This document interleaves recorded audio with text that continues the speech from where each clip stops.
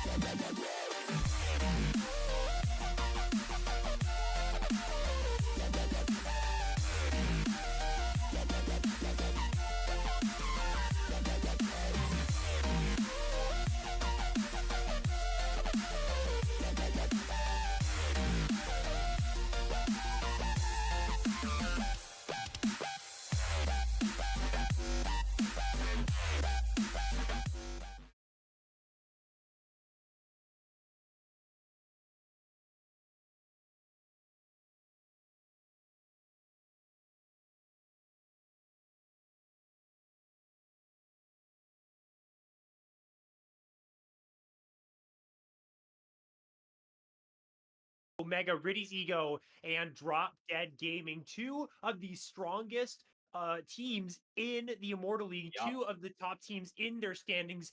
Unlike the Conqueror League last night, we have no Cinderella stories in the playoffs here. We just have the two biggest dogs in the yard, and they are about to go to war in this best of five. Good evening, everyone. My name is Ferris. I am joined by Quacks once again on the desk. And Quacks, I couldn't pick a better matchup here for our grand final.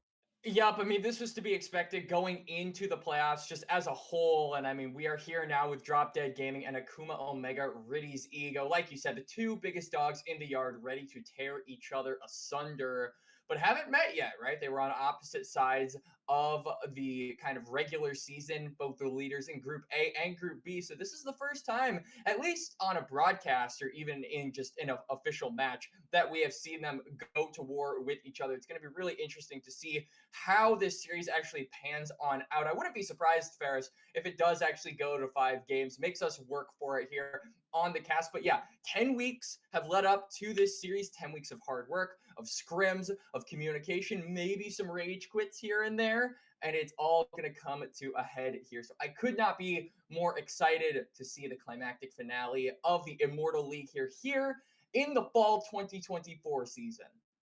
The draft is very soon going to be upon us, but before we head into the draft for game one, we do have to put up a graphic onto the screen commemorating our players who have received their placements on the first team, second team, and third team of Titan Immortal, and also our MVP. So before we get into the draft, we are going to take a look at that right now. And as you can see on your screen, we have our MVP of Titan Immortal for fall 2024, and that is someone who's playing in this game tonight in this best of five, and that is Drop Dead Gaming's Granny Fan, our first, second, and third team. Quacks, take it away here. Who do you see? Who do you like to see on these teams, and are you surprised at all?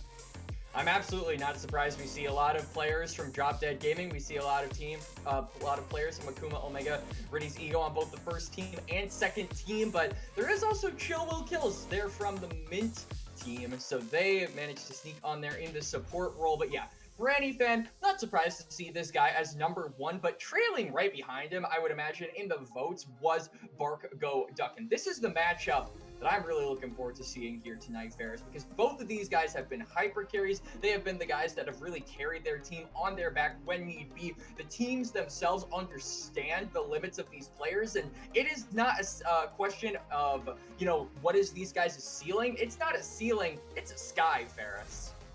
It absolutely is. I want to give a quick shout out to whoever did make these beautiful graphics here. They do look awesome. I love the Pokemon styled cards for each of the players on the first team. And of course, our MVP in Granny Fan getting that really shiny color Swain. The brand new Swain skin looks absolutely amazing.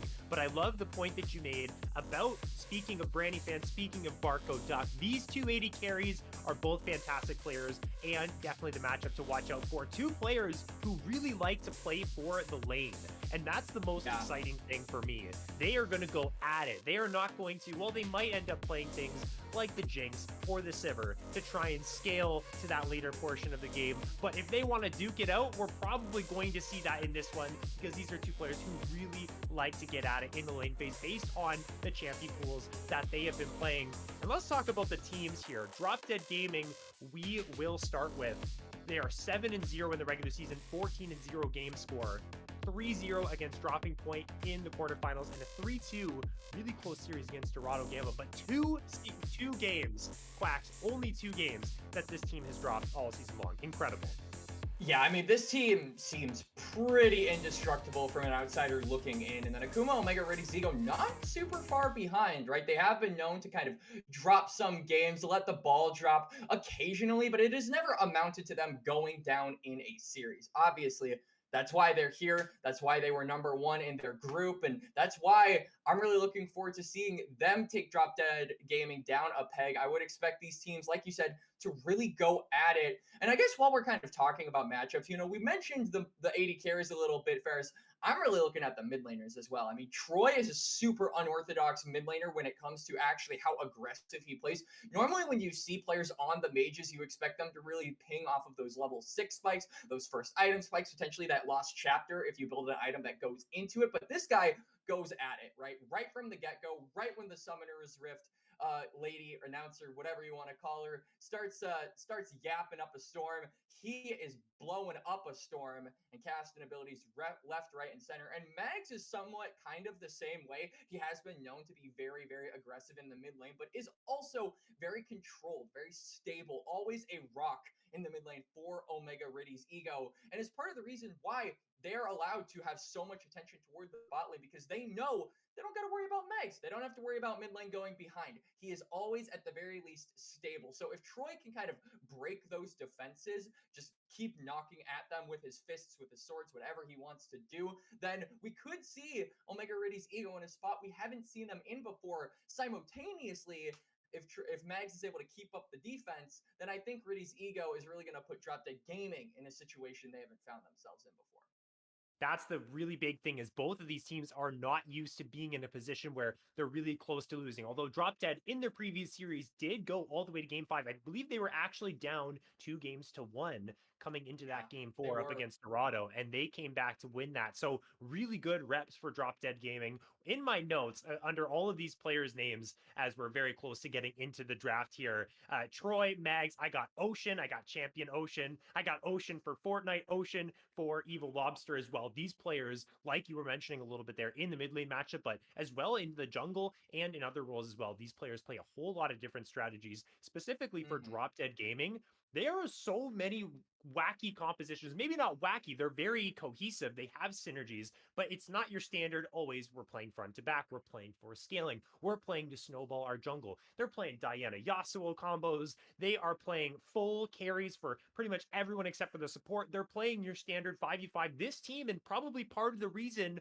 why they are so successful, is because they are so unpredictable with what they do. And the same can really be said for Akuma, Omega, Ritty's ego as well. These players are diverse. Yeah, Yeah, it's really good. absolutely. I mean, Ritty's ego in general, I mean, we covered them last time, right, Ferris? These guys really know when to bust out the dark technology, and I think that's no more apparent than Havoc. This guy can really put some interesting champions onto the board, and I would also kind of rope Fortnite in there. A lot of junglers have been a lot more comfortable playing the more weak side, set up junglers, the Sejuanis, the Maokais, maybe the Poppies, the Jarvans you can kind of throw in there. But Fortnite is a carry jungler through and through. So that's kind of another thing, we kind of talked about. Can Troy break down the defenses of Megs? Simultaneously, can we see Fortnite really get into the face of Evil Lobster on one of these big bad picks and, start to get the snowball rolling for his team? I'm definitely looking at the early game when it comes to Akuma Omega Ritty's ego.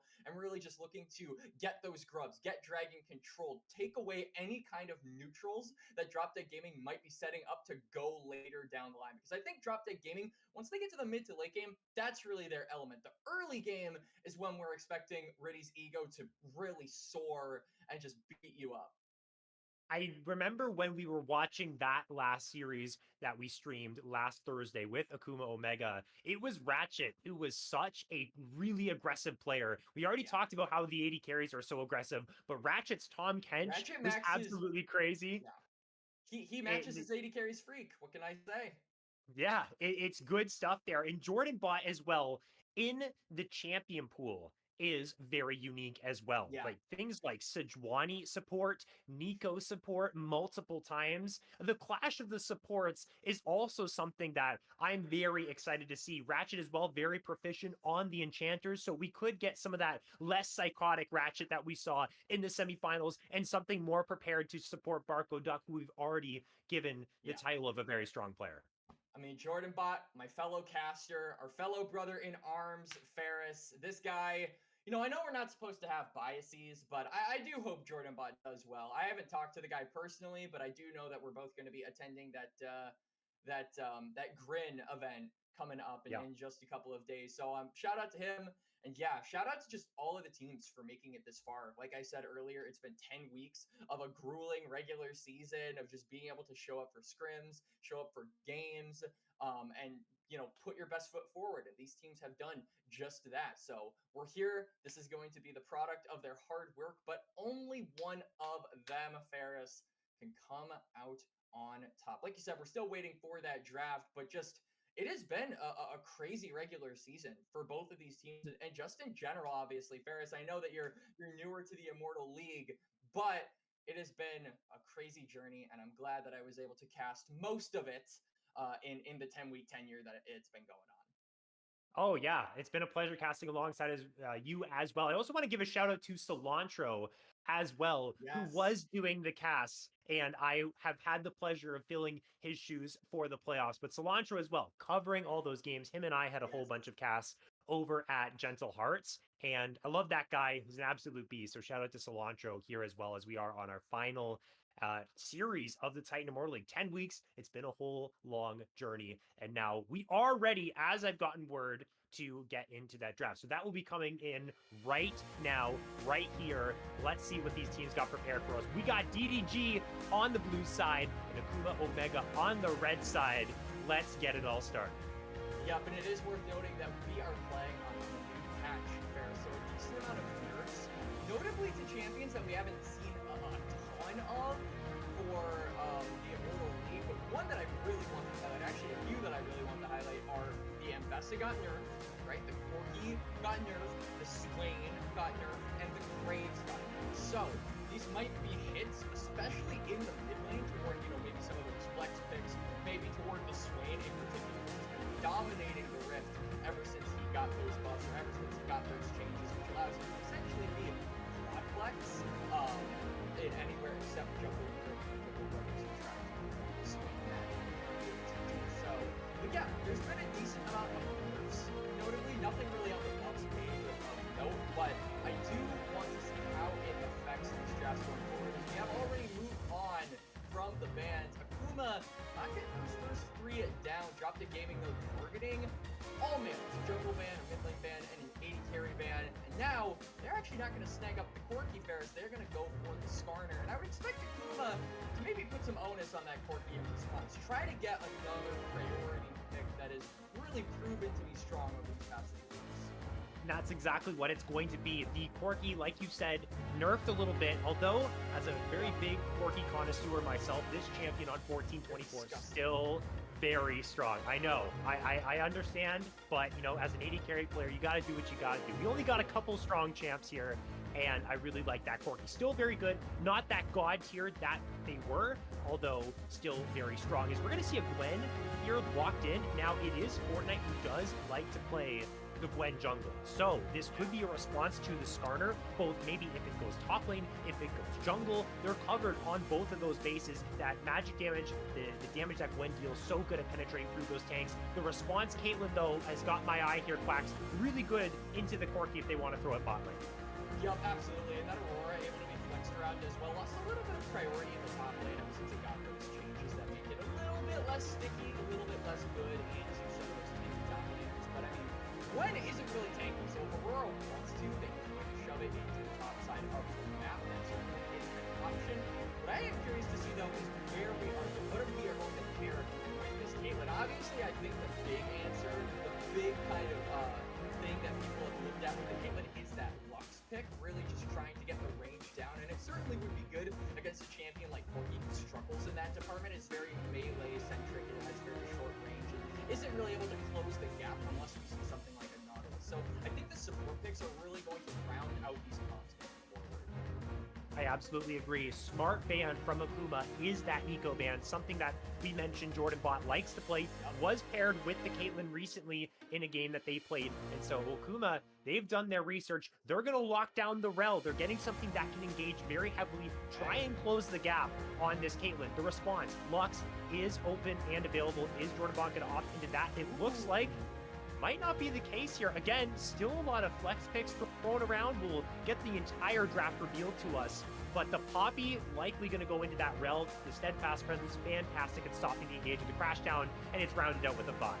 Yup, so it is going to be the Poppy support. I actually really like this. It just denies so much engage potential from the rel and the Corki.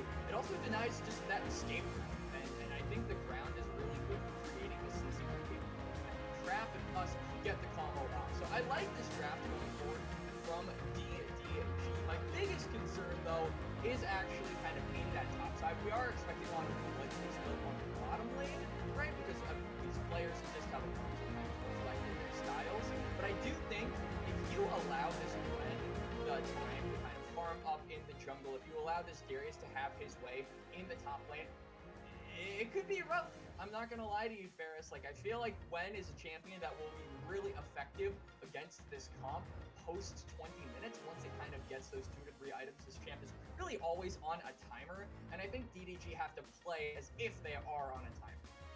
They do. And those individual champions, the great point that you mentioned, so strong. On the other side for Drop Dead Gaming, their team fighting is incredible. Between worlds, cease and desist for Lockdown, Skarner and Poppy in the front line. Caitlyn is a massive damage dealer, still untouched on 1424. To my surprise, I thought Caitlyn's headshots were going to get tuned a little bit, but she's still doing that big damage. Caitlyn as well. Brandyfan has got a fantastic lane here. The great part about the Poppy, we know it's so good into the rel. There's no way to close the gap onto this Caitlyn in the 2v2, and they don't have great setup from their jungler, either does Akuma. So what I want to see from Drop Dead Gaming, heavy emphasis on this bot lane. Get your Caitlyn ahead, abuse the fact that there is very minimal range right now for Akuma Omega, and you get the lead through bot, start taking tower plates, start to snowball, and like you said, Quacks, prevent the Gwen from getting online, prevent the Darius from getting online. Vision of Empire's got a tall task here to try and stop that Darius snowball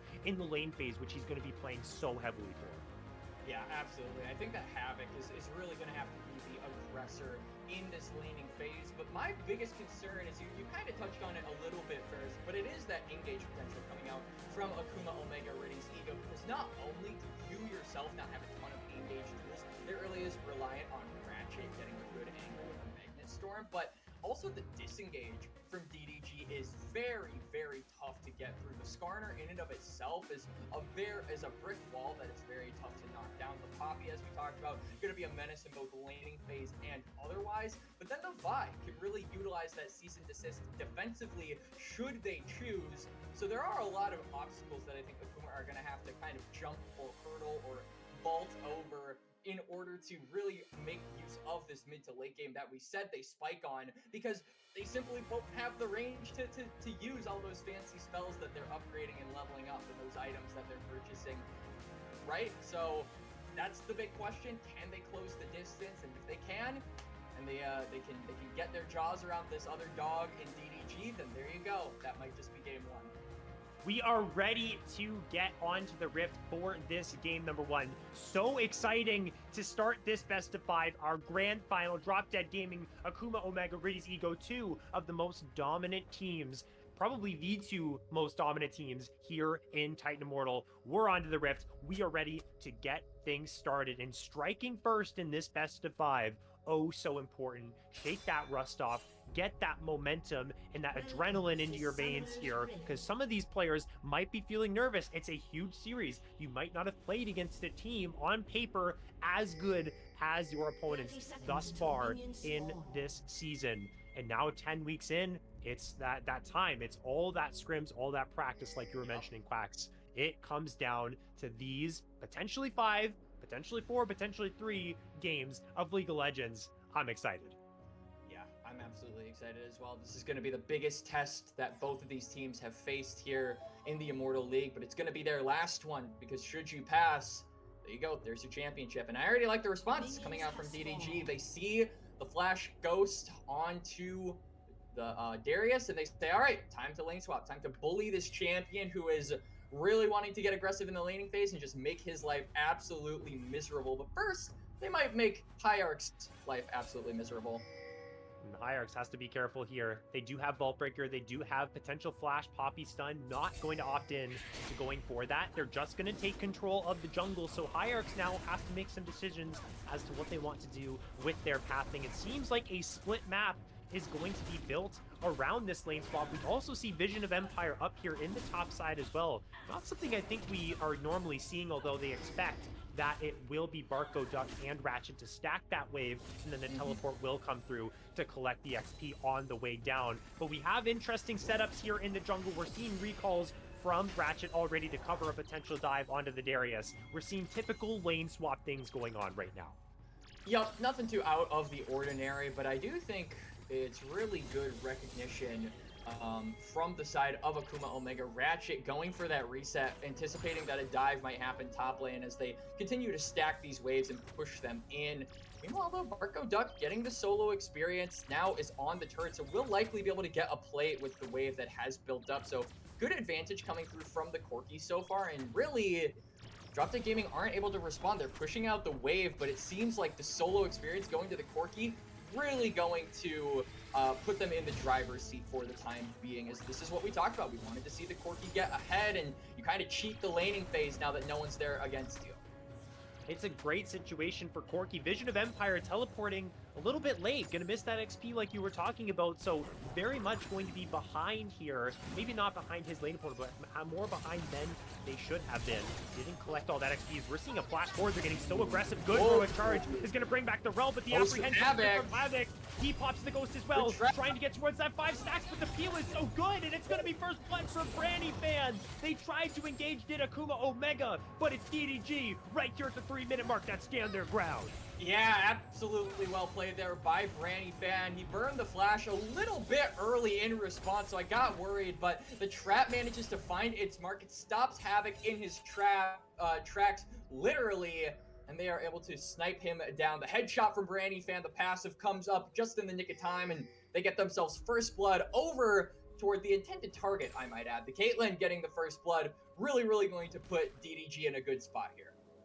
Fantastic stuff. It's exactly what we drew up for Drop Dead Gaming in this early game. Somehow get your Caitlyn an advantage. Now, it wasn't really their proactive play that made this happen. It was Akuma who initiated this, and so DDG responding very nicely to their opponent's aggression and actually getting some good things for themselves, as we do see Havoc now moving down to the bot lane to match up in the 1v1 against Vision of Empire. And it will now be the Corki up in the top side. We are getting 2v2. We're seeing a play in the mid lane, and Nags forced to use that flash. Yeah, Nags has to flash. Really good proactivity coming out there from Evil Lobster. Understands that Hierarchs was on the reset, so the Gwen wasn't able to respond to the play he was going for. But now it puts the Vi in a bit of a precarious situation because he's got to go for the reset. He hasn't gone for his first item yet, so he's behind in tempo compared to the Gwen and not really able to stop her from getting these bot side camps. And it just allows that late game win con to kind of have a more free couple of minutes and potentially look for that dragon, which should be spawning in about 10 seconds, though the priority not looking too great for Akuma Omega down in those lanes, so might be difficult. I would expect Drop Dead Gaming are probably okay with giving away the Drake in the trade, just because they have a champion like Caitlyn who's constantly going to be pressuring these towers and would very much benefit from the grubs. You want to accumulate as much plates as you possibly can. The grubs are going to be a fantastic way to get that done. And playing to your Caitlyn on the strong side rather than the Skarner on the opposite side of the map is what you're going to want as well. So I expect to see that trade come through. And then on the other side for Akuma Omega, I want to see them take that dragon right away once they realize that DDG ends up opting for the grubs, if this does end up playing out the way that I've envisioned.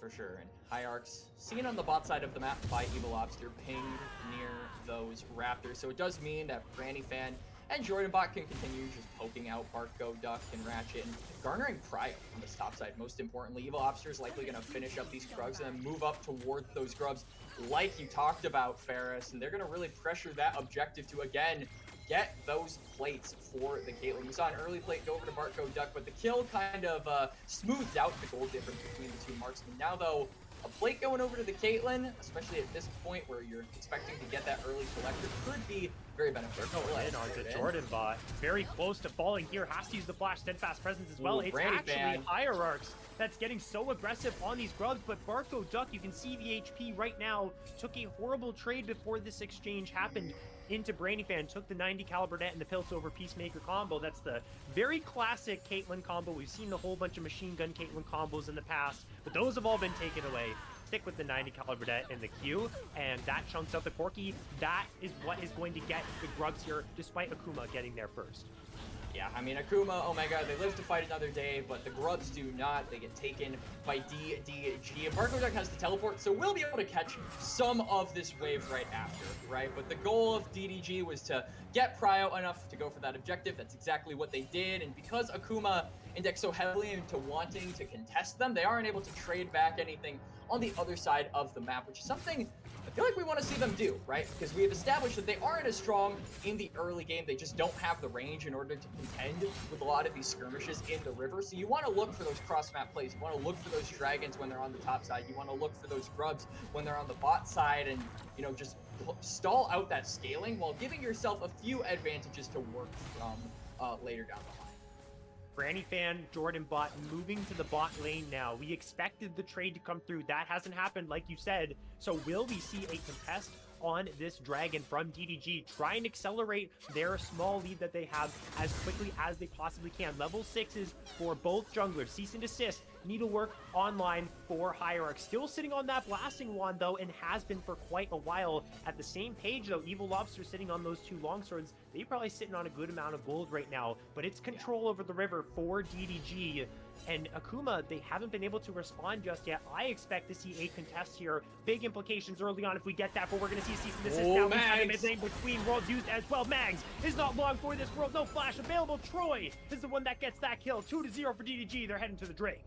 Yep, they use the Between Worlds, they use the Cease and Desist, they commit those ultimates toward the flashless mid laner in Mags, and now they're going to roam on down toward the bot side. Mags also doesn't have the teleport, so it'll be a 3v4. We're jumping right on in. The Vault Breaker is actually going to go wide there, or maybe it was just used a little bit too short. So the CC is not found. Ratchet is going to escape, and Mags is on the way back right now, so they should have their mid laner by the time that this gets very close to going down. But Jordanbot has walked into a very dangerous situation. Good patience from Akuma Omega to pick up that kill, and now maybe the Drake as well.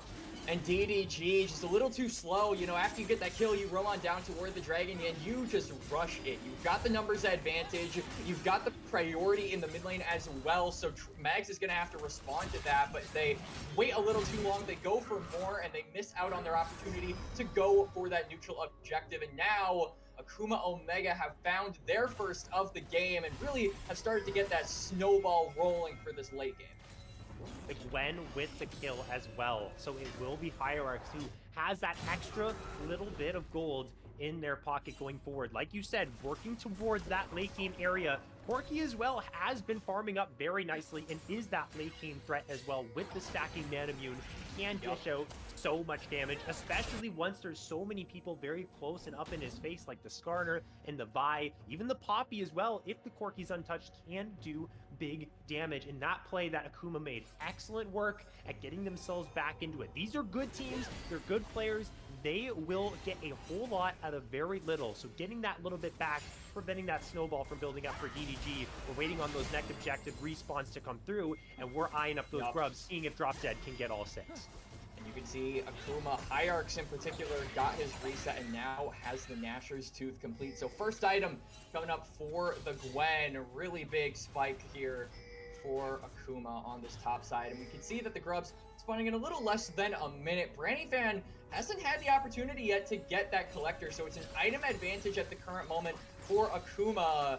It's very important that they get these grubs, right, Ferris? Because if they are not able to capture these, then it is going to be 6 toward a very highly ranged comp who can easily take down those objectives, who can easily take down and take those plates. As here comes Ratchet, does have the ult available. That is something to keep your eye on, as level 6 is dinged for the Rel, but not for the Poppy, so doesn't have the ability to eject a member out of a team fight should one start.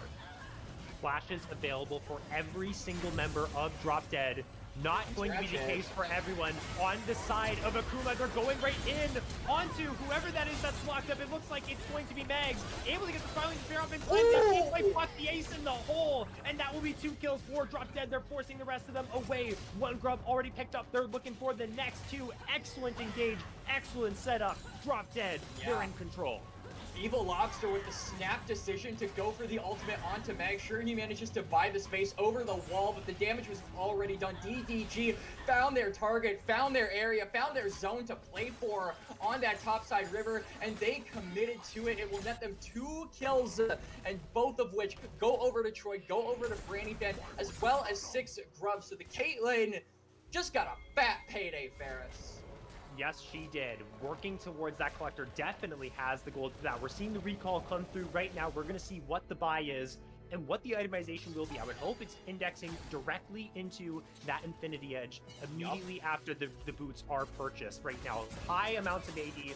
Infinity Edge is so expensive at this current moment in League of Legends. You want it second. You don't want to be waiting for that 3-item spike, especially when you are very ahead. So very good that the Caitlyn gets that kill. Troy as well. We talked so much about the bot lane, but this Aurora, 2 kills, like you said, between worlds, such a massive ability to lock down all of the members here of Akuma in a huge team fight tool. So we need to pay attention to how much value this mid laner can get in these fights, as Mags, we talked about this mid lane matchup, has been struggling to deal with all of the dive available on DDG.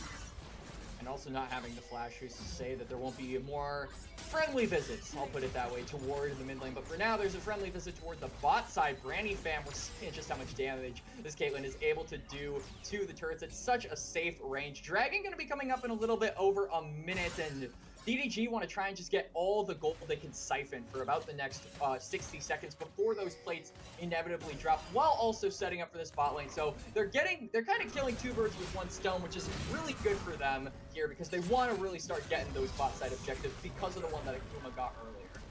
Vision of Empire and Havoc in a 1 versus 1, but somehow the Skarner able to beat out on the Darius for the moment. There's the Noxian guillotine. It's not enough damage to knock down the Skarner. The next point I was going to make is the fact that we talked so much about Havoc's Darius has to get ahead in the lane phase. 15 CS lead to the Darius's name. It's not enough.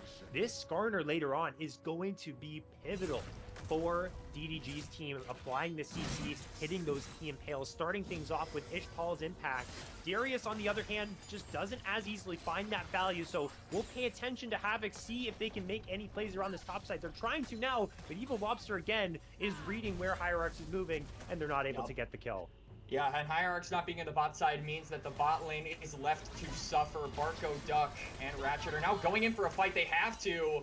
They're just trying to close the distance. Jordanbot used that W, so there is an opportunity for Ratchet to look for an engage, especially with that flash of Magnet Storm, but they back on off for the time being. They're jumping right in. They found Brandy Fan, but excellent peel from Jordanbot will push away the Corki. Now Keeper's Verdict being channeled, Ratchet's and the Relics all by themselves. He has been isolated so quickly. Piltover Peacemaker connects Ace in the hole. Is it enough damage? It is. That Collector will send him to the grave, and Brandy Fan and Jordanbot win the 2v2. Yeah, beautiful space bot there by Jordanbot. I mean, Brandy Fan using that 90 caliber net to get away from the engage, but Jordanbot crucially knocking away the Corki. Beautiful target selection there by the Poppy, understanding that as long as the damage isn't there, Brandy Fan is under no threat, and now the turret will be the next casualty of war. Arco Duck, you're out of mana. He's got to use the flash. Does Brandy Fan have a follow-up flash? They do not. Teleport from Mags. The Corki will escape. Really close there, though. Getting aggressive underneath the tower. They get it. Everything going in their favor. Although, Quacks, the trade is that Rift Herald. Yeah, the trade is that Rift Herald, but immediately it's going to be the Dragon. So they stop the stacking for the time being onto Akuma. And now Akuma know that all of the members of DDG are all kind of the bot side. So we're going to see some camps being taken away here by Hierarchs. The Flash and the Ultimate, though, are available for Vision of Empire, so I don't imagine any kind of a dive or aggressive play up on that lane is possible, which really sucks for the side of Akuma, because you want to try and look for those cross-map plays, like I said earlier, but the defense of Skarner just makes it so damn difficult to do so. Absolutely. Vision of Empire playing their role correctly. Just have to hold the Darius. You're going to go down in CS. That is guaranteed. It's actually ballooning a whole lot here because of the time that Hierarchs has spent up here and the pressure that is accumulating onto Empire. It is now at 30, but an excellent job of making sure at the very least you're not dying, your team is winning on the other side, and you can play towards them later on when these fights do end up breaking out. We see 1-to-1 in the Drakes. Getting towards 2 items is the Gwen. We're transitioning now into this mid game. How much more value can DDG get with this Caitlyn in this extended lane phase? Can you knock down this tier 1? Do you take it top? Try and knock down the tier 1 up there as well. Structures is where a lot of this gold is going to come for DDG to build up this lead even more. For sure, and the range is going to help out a lot with taking those structures. I am interested though. You know, you kind of said that this Gwen was on a timer, and I feel like a positive timer at that. You know, later down the line, you're just going to get stronger on this champion. One though that isn't a positive timer, as it might just be Mags. Look at that combo. That's clean. That's crisp. And they drop the mid laner, and they're looking for this tier 2 at the 17-minute mark. And Brandyfan is going to respond to the mid lane play, the mid lane push by Barco, Duck, and Ratchet. So has to be a little bit careful. I mean, Ratchet does have the Ignite, does have the Magnet Storm. They could look for a dive at the very least, but they're just going to finish off the tower for the time being.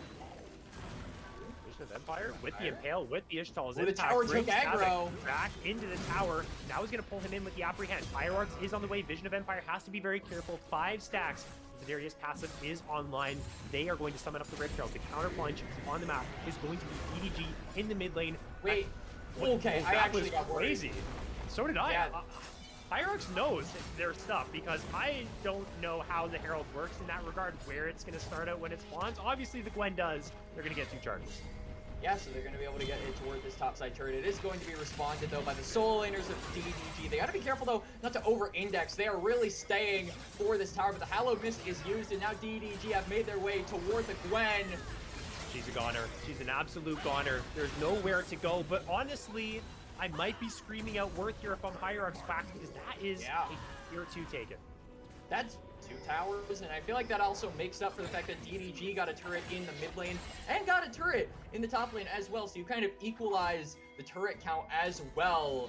So yeah, you do get taken down as the Gwen, but it doesn't seem like DDG have a timer to really play off of this numbers advantage they found themselves in, and don't really have a lot of structures that they can take as well. There's 2 taken down on the bot lane, 1 taken down in the mid lane. I say that, and immediately a teleport is coming in from Troy. They might be looking to make an aggressive play. It's response play after response play. Now Troy behind enemy lines looking for Between Worlds to try and lock in these 3. Into the Veil they go, waiting for their moment, not going to pull the trigger. Akuma escaped a very dangerous situation, and we have to praise their movements around the map. They have been responding to everything that DDG have been doing, making it difficult for DDG to just get those leads for free, something they may have been able to get against teams that they played in the regular season or earlier on in the playoffs. Not Akuma Omega. This team is here to play as well, and they're not ready to give up this game without a fight. This is what we said earlier, Ferris. The cross-map plays from Akuma Omega, buying time for your late game, buying time for your scaling. That's exactly what they have been doing over the past 5 minutes, and look at how it has panned out. It's only 3k gold in advantage for DDG, and honestly, if I'm Akuma, I'm not too disappointed about that, because a lot of the gold are on these squishier members, as here goes Havoc. Oh, Jordan's trying to make a play onto Brandyfan, and in comes Hierarchs as well. The Caitlyn is actually in the front line right now. Found him! Using the 90 caliber net in the wrong direction, bringing him to the front line. They will drop 1-4-1, but shut down on the Caitlyn to Akuma, and they make the play happen, and that will be it. Yeah, I mean, if I'm Akuma, there you go. That's my screaming worth. As now Ratchet might make it not worth. It might be a 2-for-1. Oh no. Yeah, Ratchet certainly going to drop. Steadfast Presence is going to block the crash down. And getting caught out there when you shouldn't have been, it's going to be a little detrimental on the map. Yep, because now the dragon is coming on up in just a few seconds here. Brandyfan will be up shortly afterwards, and the control wrestled back here by DDG. Akuma found 1. The Drop Dead Gaming found 2. A dragon, and now are looking to take control of this mid. Barco Duck, be careful. The Impale not going to come through from Vision of Empire. Still has that available. They should grab this Drake for the freeze. They do get the kill onto the Caitlyn. Aurora, though, still deathless in this game. Still fantastic farming as well from Troy. Is so strong on this Aurora and can blow up someone like Hierarch, who, at the current moment, is caught right out of position. He's just trying to farm the Gromp, but that's their Gromp. They're not letting that go down without a fight. Into the Hallowed Mist they go. The Impale is going to connect. Brandyfan has to walk melee range to be able to hit the Gwen. Is going to be able to do that. Havoc trying to trade 1 back, but Jordan Bot has the flash to get on away. +1 here for DDG. Yeah, really good pick onto Hierarchs there. The Gwen not having a great time over these past few minutes. But still, that late game win con has to be in the back of your mind if you are DDG, and not just the Gwen, but the Corki as well. It's been a relatively silent last 10 minutes for Barco Duck, but he's slowly been accumulating gold. Now has 2 items on the Corki. So one more, and I feel like we're really going to have to start worrying about the damage this pick can dish out. As Akuma Omega, again, our biggest concern was that range advantage for DDG, just being able to kind of close the space, get flanks. But so far, a lot of the fights that have gone the way of Akuma have been them doing that. So the fact that they are even able to accomplish that, I think, speaks to the fact this game is still well within their rights to win, Ferris. Absolutely. Looking at those Gwen items, Riftmaker completed, working towards item number 3. That's the massive break point for the Gwen. That is when she really gets to come online. And you could see basically the sense of urgency in Hierarch's gameplay. There has been nothing but hitting camps, hitting camps, hitting camps. Going into the enemy jungle, almost basically suiciding for the enemy jungle's camps just to get as much gold injection as possible to get over there. So let's turn this now onto DDG. You got this ticking time bomb. You do want to prevent the Gwen from getting into that very strong spot. What are their options here on the map? They're trying to knock down the tier 1 and top side. They have the Baron, which they can set up vision around. They have this mid lane where they can look for plays. There's no flash on this Corki, so they need to look for openings right now to try and break this game open, maybe try and get a Baron and start pushing for these tier 2s. And I mean, the most obvious answer is that top lane tower, right? That tier 1 is still standing. They've got the 6 scrubs. They could easily make their way over toward Havoc, who has no sums, take down the Darius, and then push on up toward there. Even, you know, fake out a Baron take if they wanted to. No. Really poor positioning from Brandyfan. No flash. It will be the kill. It goes to Ratchet. But the strongest member on DDG down means the siege can continue onto the tier 2. But it will be the defense from Vision of Empire. But falling so very low. There comes the spiraling despair. The Impale is good. Vision of Empire is able to take down Ratchet. It's Mags now all of a sudden who's in the middle. Troy on the backside. Will drop as well. The flank from Troy very low. So is Barco Duck, but that will be the end of this play. It's DDG that hold on to their tower for the moment. They're pushing forward. Low HP bars. Pay attention to Jordan Bot with the Hex Flash. Gonna try and find the flank. The Steadfast Presence will block the Valkyrie. Excellent usage of this Poppy pick. Shut down those go to Vision of Empire. Havoc just trying to make his way to his jungler, but Havoc is not there in time and is going to back off. Yeah, Havoc's not going to commit to the 1v4. They're all low, but he doesn't want to give up his life for it, because Brandyfan is now up. If they get the kill on toward the Darius, that might just equal a Baron take there by DDG and make an already bad situation worse. And it was looking good for Akuma. I mean, they got the pick onto Brandyfan. Like you said, really, really rough positioning there from the Caitlyn in particular. But then immediately after, Vision of Empire makes his face known. He grabs 2 with the Impale. Mags is pulled into the middle right after Ratchet dies to the tower. And then a beautiful flank to follow there by Jordan Bot seals the deal. And they make what was initially a 1-for-0 trade in favor of Akuma. A 1 trade for them, basically in the snap of a finger. So again, really good response from DDG, but later down the line, you might not be able to do that. Brandyfan's got to be really careful about his positioning, because there's only so many times you can get caught like that and have your team bail you out.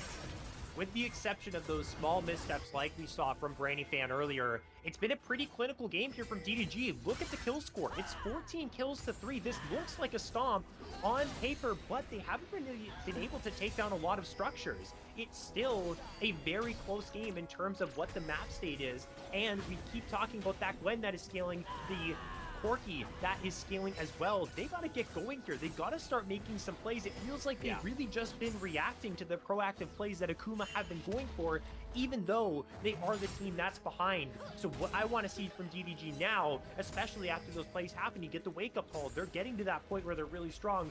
Up the tempo here, really start to push your advantage. For sure, and I feel like one of the ways you can do that is just pushing that vision line ever further, right? They get the top lane tower, now the dragon comes up in about 15 seconds, but the recalls are a little bit late coming out from Troy and coming out from Brandyfan. Luckily though, it looks like Akuma Omega have no interest in actually going to set up toward the bot side, so I think the members of DDG off the resets are just going to be able to walk there as the Baron has been started. This is a Hail Mary from Akuma, Ferris. It might get spotted out. It has been spotted out. Here we go. The teleport is available for Vision of Empire on the other side. And yeah, they're not going to commit to it. They don't want any of the smoke. That was a sneak play. They weren't able to sneak it, but they might have just been able to leash it, Ferris. They're going to let it reset. I thought it was going to be DDG to start it because they teleported their Skarner, and no teleport from Havoc is critical. They have to run all the way from bot lane up to that Baron pit if there is a play that is going to happen. It's Oh, really hang on, dangerous hang around on. here. We are getting a fight. Evil Lobster is the target. They're trying to take down the DDG jungler before the Baron starts, but there's the cease and desist. There's the Elvis is CC. gone. There is the huge crit from the Caitlyn. Brady fan absolutely takes the head off of the Gwen's shoulders. The rest of the fight's going well for DDG2. Troy is unstoppable. Vision of Empire will take down the quirky Havoc with no teammates left. Is forced to sit and watch the Baron fall from afar. Yeah, Havoc again, late to the fight, not present to join up with his team, and Akuma Omega looking for another desperation play. It goes south. They're not able to get the pick onto Evil Lobster, and the damage from Granny Fan right between the eyes goes the Caitlyn headshots.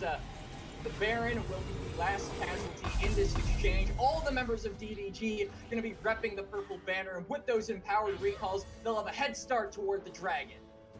I love the build that Brandy Fan has gone for. Do not build that rapid fire cannon on Caitlyn right now, ladies and gentlemen. You build AD only. Those headshots, like you saw in that fight, do absurd damage. Teleport coming down now. It's going to be Barco Duck who took the teleport on the Corky. Valkyries away and gets away to safety. We are going to see this fight potentially break out over this next Mountain Dragon.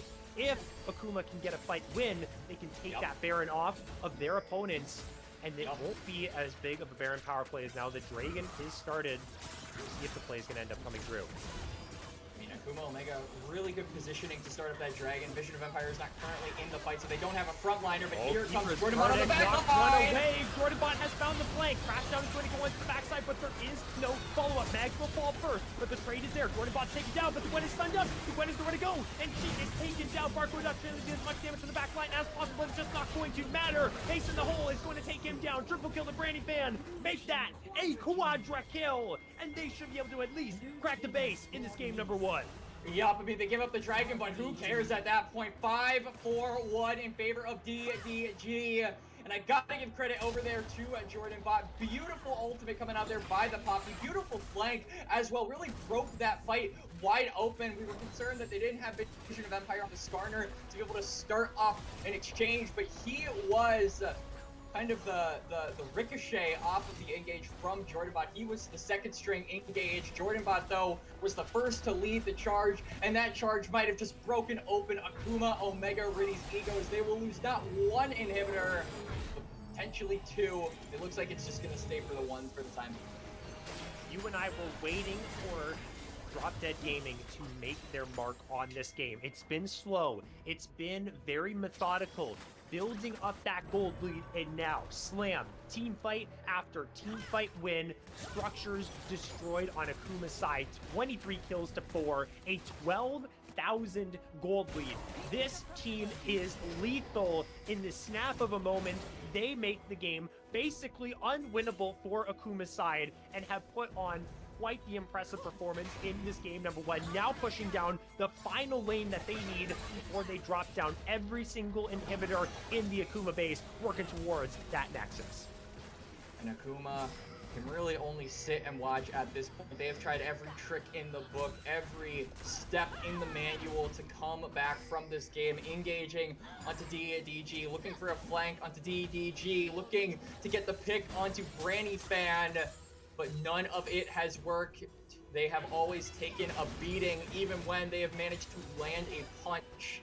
They are the ones that get put on the ground, and that has been the motto, really, of this game so far. Ferris is now the Baron buff has worn off, so for the time being, the advancement of Drop Dead Gaming will be halted. If Akuma Omega can just utilize the wave clear of the Hui, of the Corky, and that long range that they have, then maybe they can stall this game out to potentially the next Dragon. But beyond that, once that Baron spawns in about 2.5 minutes, it's just going to be the hurt train that the DDG have been riding all game long. Barring any type of overextension from Akuma's side. I feel like we definitely are going to get to that point where the Baron is going to come into play. Because the wave clear options are so good on the side of Akuma, and the team fights are what DDG is strong at, so they don't have a really lethal side laner to put pressure elsewhere. They just have to try and brute force their way through as 5, which makes it pretty easy to keep these Nexus towers alive here if you are Akuma, utilizing the wave clear of the play and Corki to stay alive. So the Baron is where the problems are going to rise. That is when they're going to have to venture out or give it away. The Soul shouldn't be a problem for the next 10 minutes, but the Baron is where DDG have to look and say, okay, we are going to either fight this or get it for free, and when we do get it, we need to end the game right here, right now, so that we prevent any chance for Akuma to have any type of hope.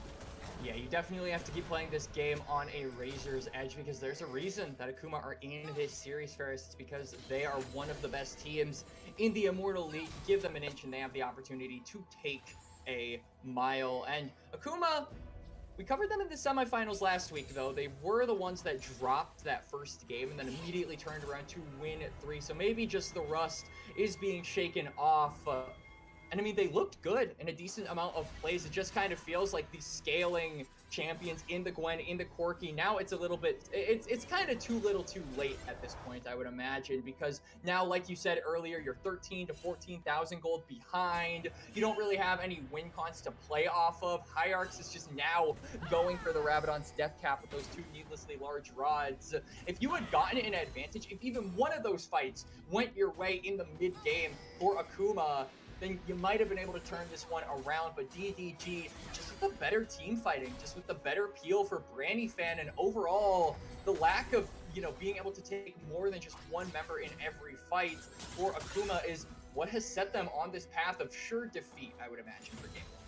That's the really interesting thing about this game that you mentioned, is it's felt close. Although 23-4, you would think, okay, this game is over at 25 minutes. We're seeing a Mad Lions P1 1647 type of ordeal. But that's just not been the case. It's been a slow burn from DDG. These fights have been very close, although low health bars, everything avalanches into Drop Dead's favor.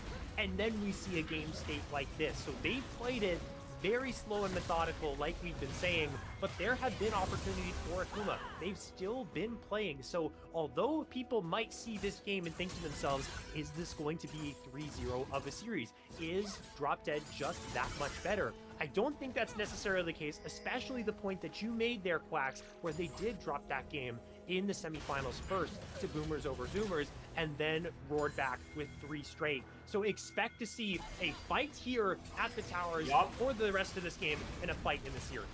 And it's Rabadon's death cap put on by Hierarchs. He's wearing his fancy witch cap.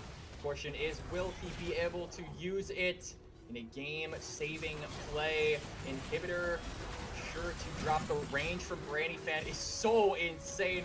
4 items on the Caitlyn, hits like a truck. And now all of the inhibitors have been taken down. The minions are pouring in. This is Call of Duty Zombies on the hardest difficulty, Ferris.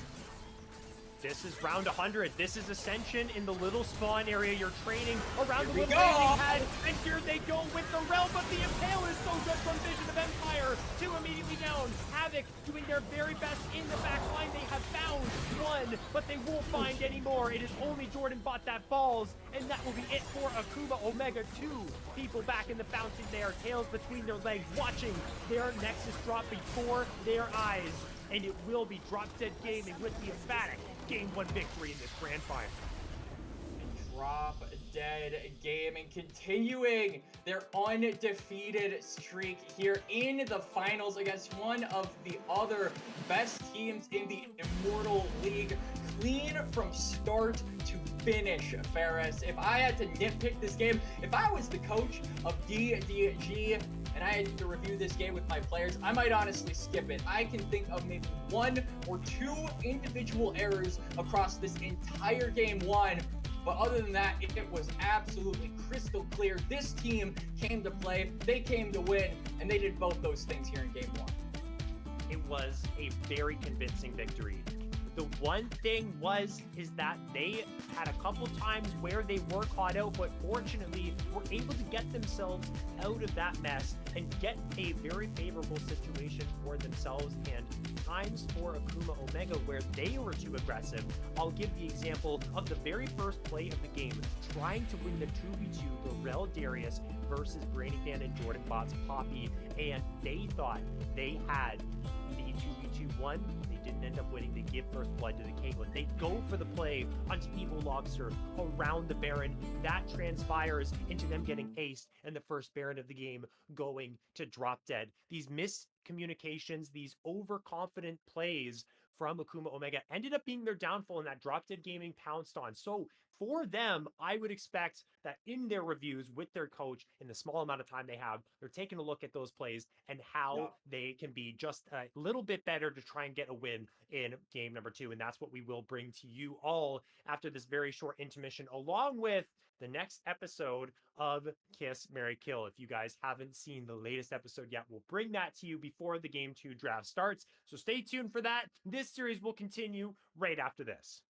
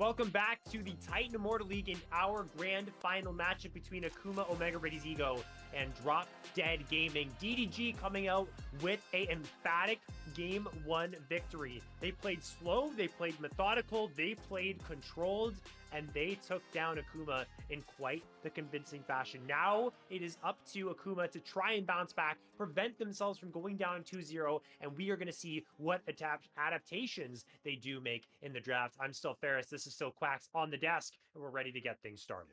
I don't know about you, Ferris, but I felt like that game was not slow, it was not methodical. They made snap decisions, and they committed to it. You blink and you miss it, and suddenly it's an extra 3,000 gold going over to DDG. But one thing that can't be disputed is DDG swept that game. That game was not even close. As I said when we were on a break, it's not even close to being close. It wasn't even far, to be honest with you. Those who know who I am quoting. But yeah, this was an absolute slaughter game from Drop Dead Gaming, and hoping to continue that train. Meanwhile, though, Akuma, Omega Ritty's Ego, I will say to all of those doomers out there on the Akuma side saying, oh, it's over, that game 1 was an absolute slaughter. You're right, but Akuma did drop game number 1 in the semifinals. So maybe this was just a wake-up call. This was them just shedding off their rust a little bit. I think we'll see a much more different Akuma, Omega Ritty's Ego in game number 2. And I'm interested to see how Drop Dead Gaming are feeling once they realize this team might be a little bit different, might have a few tricks up their sleeve going forward.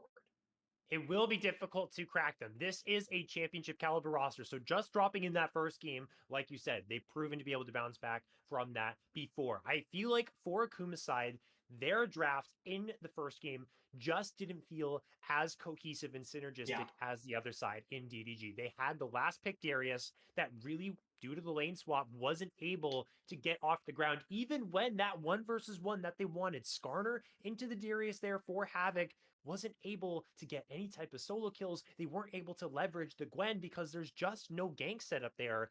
And in all 3 lanes as well, the Gwen wants to farm. Everyone else really started to fall behind for it. If you're going to play the Corki and the Rel into a long-range champion like the Caitlyn, you need some help from your jungler to make those plays happen. It just wasn't there in that game 1.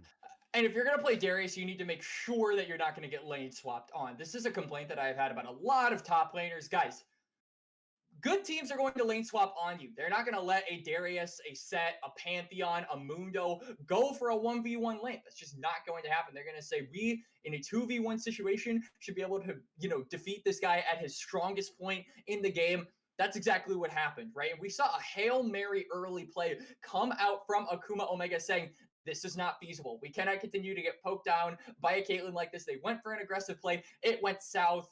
And then it really just kind of did not get better from there. So I want to see more snap decisions from Akuma Omega Ritty's Ego, not just in the draft, but also just the decision making, right? Be less desperate. Play champions that don't require you to invest as much into, and you can actually kind of ride on cruise control later down the line. Because it feels like with a champion like Darius, with a champion like Gwen, you need to be a lot more active in those first few minutes in order to get something going.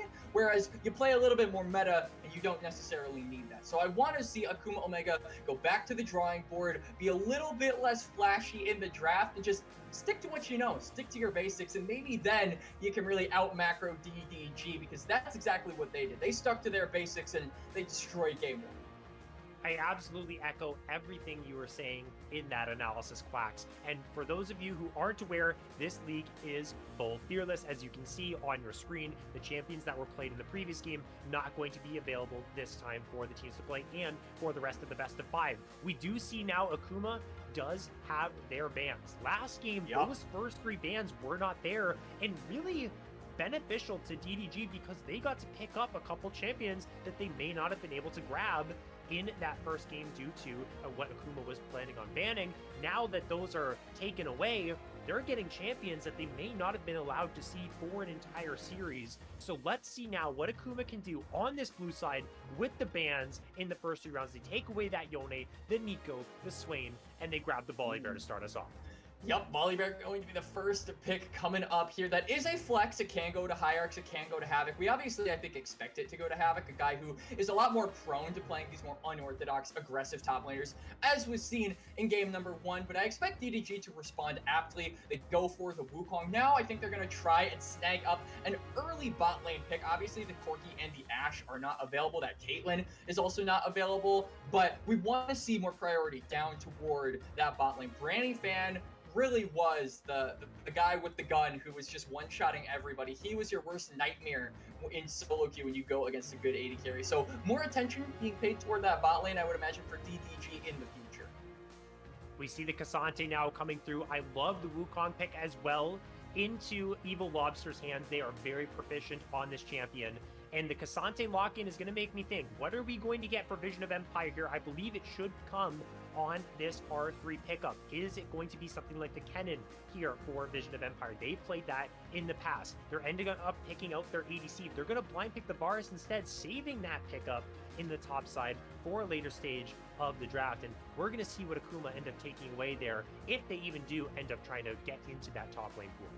I would imagine, because you don't know where that Wukong is going, a lot of bans are going to go toward that support role. I'm thinking something like a Tom Kench is probably in the card, something like an Alistar might be there to follow, just making sure that a lot of these ball boys in the support role are nerfed, and a lot of things that can create the space, create the peel for the Varus to really play off of. And that Tom Kench in particular, I'm eyeing under a microscope, because that is one of the best combinations with this champion, can save him from certain death. And when you're going against champions like the Cassante, like the Syndra, who have it out for you in the whole game, that might just be the champion that can save you from life and death. So I am anticipating Jordanbot to pick that one up. He might actually go for it on B5, as yeah, that Gnar is going to be snagged away. Good pick into the Cassante in particular.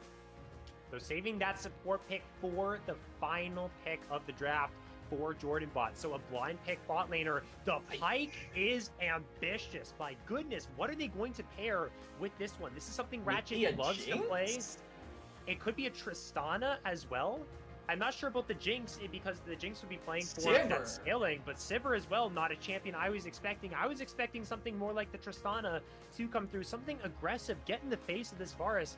Is really kind of conflicting strategies here, especially since this Pyke is blind. Sejuani support, Jordanbot. This is a Jordanbot special. I am so excited to see this on the Rift, taking it into that Pyke. Yeah, this has me interested now, because I mean, it is technically, like, when you think about it, this is a good pick into the Pyke, right? The Pyke is going to go for the E, and you can immediately slam him back, so he isn't able to follow up with any movement after he uses that spell. You can really interrupt his slipperiness, which is one of Pyke's biggest strengths as a champion, right? You go in, and then you immediately dip out. That's just how the assassin pool works. I should know, but it also does provide a decent amount of damage going into the laning phase. It's going to be really difficult for the Sivir to spell shield all of the things that will be thrown out by Jordanbot and Branny Fan as well. You've got to remember that Varus is simultaneously hitting you in the face along with Sejuani. So this is actually a very sleeper lane bully combination that I'm looking forward to seeing how it actually pans out. And I think against a champion like Sivir, who is a little bit, you know, on the defensive side in the laning phase, might suffer from dives in particular, right? If Troy can get the priority in this kind of skill matchup between the Syndra and roam on down there with Evil Lobster, then Barco Duck is going to have a really, really bad time going forward into game number 2. And that's what we saw in game number 1, right? We saw a lot of attention paid toward the bot lane. We saw Branny Fan and Jordanbot absolutely run the laning phase. And I think, you know, unless we see a lane swap, we might just see more attention paid toward Branny Fan and how much of a carry he can actually be once he gets those resources. That's always the caveat entering these games, is are we going to see the lane swap or not? If you are Akuma, like you said, Quacks, I think you're going for that. And the reason is you're losing in the top lane, you're losing in the bot side as well. So you want to be able to minimize all those losses. The reason why I don't like the Akuma draft as much as I like DDG is because you need these winning lanes to get you some semblance of control early on. Last time around, they didn't quite have that, and it was Drop Dead that took control of the whole game because of that. So we're ready to get onto the Rifts. We are ready to see if it is Akuma who is going to end up bouncing back here. And I imagine with this Pyke here, Ratchet, because it's a defensive Sivir, might want to look for those roams. But that then, Quacks, opens up the Sivir to those dives that you were talking about. Yeah, I mean, Ratchet does have a lot of options going forward. You expect the Sivir to be this champion that can wave clear and kind of stand on its own 2 feet, but that takes a little bit to get going, right? The Sivir needs to have some items, needs to have some levels before it can really start one-shotting those waves, and you need to kind of baby it before it can get toward that point. You can really start roaming. So I would imagine early control likely to be wrestled here by DDG, and once they have the ball, it's just a matter of what they do with it, because you're going against a ton of scaling from the Sivir and the Syndra, like we mentioned. You absolutely are. Onto the Rift we go. And gonna see how these teams battle it out. The number one question that we've already been talking about here when we are getting onto the Rift, is that lane swap gonna go down? Oh, we're just gonna see First Blood immediately for Akuma Omega onto our screen. They caught Branyfan in that brush, utilizing the aggression of the pipe. Yeah, I mean, we quite literally started off this game with a bang. Ratchet, though, committing that flash, so there is definitely opportunity, I think, for JordanBot and Branyfan to go aggressively on toward that pick in the level 1, as we are going to see a bit of a replay here. Yeah, I mean, this just feels like a bit of a... I don't want to say a misposition from Branyfan because he was on his own side of the base, but you have to anticipate something aggressive coming out when you've got a champion like Pyke. So just a little bit of lax gaming coming out there from the Vars, but now... Like we said, don't flash on the Pyke. This is your opportunity to really lay the hurt and make him pay for that. I'll even go as far as to say, I'll actually get a little bit aggressive here in my casting. That is a little bit unacceptable out of Branyfan. Against the Pyke, they're going to go for something like that invade. You can't just sit in the bush. Even if you see them like that, you're dead. There's nothing you can do. You're kind of just putting it up to chance. You have to put the ward in the bush. You have to give that respect to the Pyke. That wasn't given, so Branyfan falls. But like you said, Flash is down. Let's see if they can make that happen. They are very aggressive in this 2v2. They're going to lose the level 2, though, so they're going to have to back off and concede that priority. Thus far, Akuma, they are playing a lot more aggressive, and it's looking a little bit better here at that 2-minute mark, but still, of course, very early. And I mean, one little misadvantage of Akuma Omega going for that aggressive level 1 play is a lot of vision was placed down by DDG, so they will be able to track where Hierarchs is in the jungle for the time being. And already the Volibear looking to get aggressive in the mid lane, but Troy does have flash. Troy not going to be in any type of trouble. Sky Splitter connects. Hierarchs getting very aggressive already. It kind of looks like what it was Evil Lobster who was doing this to Mags in the mid lane on that play. A big change of pace between game 1 and 2. I'm already liking the things that I'm seeing here. DDG, they might be in a little bit of a lull state based on how little they were pressured in game 1. This change of pace might be catching them a little bit off guard. Yeah, I mean, Akuma Omega are just going very aggressive in these early phases. Hierarchs is using the priority he has in the bot lane to steal away the blue buff from Evil Lobster. Now, though, he's going to have to return to his own jungle. So I'm wondering if Evil Lobster is just going to be able to take this crab with little to no difficulty. There is that ward in the tri-bush, thus preventing, I think, any funny business from the Wukong down toward that bot lane. So it is, like you said, a lot better of a look coming out here from Akuma. They're playing aggressively. They're playing really well off of the waves. And so far, you know, nothing really opening up here for DDG. It's the slow push in the bot side now. It's going to open up both Branyfan and JordanBot for a potential gank, unless Barco Duck just clears that one away. They're kind of thinning it out here. We're seeing fighting in the top side. We're seeing movement towards the river, but bush control means Ratchet is going to make it really difficult for JordanBot and Branyfan to enter that river and help out their jungler with that Scuttle Crab fight. And if this lane continues this way, Barco Duck, again, on the Sivir, has that scaling advantage in their pocket, but now out of mana. This is where Branyfan, full mana, they're going to have a lot of room to play around. They definitely have more damage. Yeah, absolutely. And they want to really shove in this wave to get a reset here for Branyfan, as he is still sitting on that Doran's Blade, but Ratchet doing a good job at kind of nullifying his push and just making a bit of a game of chicken here for the Varus. Will he hook you? Will he not? That is the question. I'm really surprised, and I think this is just because Branyfan and JordanBot don't know where the Volibear is right now, but Ratchet's just stepping up to this Sejuani and Sivir's out of mana. And he's just taking free poke. Like, they gotta play a little bit more aggressive here in this lane. I don't know what it is. Maybe they think Volibear's around because they're playing, in my opinion, really disrespectfully. I'm all in here if I'm Sej Vars. Like, that's just me. The Sivir's low on mana. I'm going crazy. but they're not going to end up pulling that trigger, and this lane going very well for them. Not a lot of action across the map either, but those objectives, they are spawning soon. Now we're going to see the engage because maybe the volley bear did show. Barco Duck has to play a little bit more respectful. Hierarchs is making his way down toward the Krugs now. They've got to make sure they can shove in this wave and make a play if there is one to make. They shove out this wave, and yeah, they just want to try and get the resets. That is the name of the game at the end of the day. The goal just needs to go the way of Brandyfen. He needs to unlock those timers, and now they were able to hold the wave from really advancing any further. So Brandyfen and Jordanbot are forced to stay toward the bot lane as Hierarchs makes his way down there. He has a camp advantage, a tempo advantage over the Wukong, but he might get seen on this ward. There is one in the tri-bush. They're looking to make the play happen. It looks like they have found Jordanbot. Is Arctic Assault available? It is not, so the flash has to come through. Evil Lobster getting off of the Gromp to try and make this play happen. Hail of Arrows, Spell Shield, good from Barco Duck to avoid the slow. Mags is roaming. Brandyfen. They cannot find enough right now. Here comes Mags. Like you mentioned, Quack, Scatter the Weak. It's going to be available. Arctic Assault. It's going to hit one, but it's not going to be enough.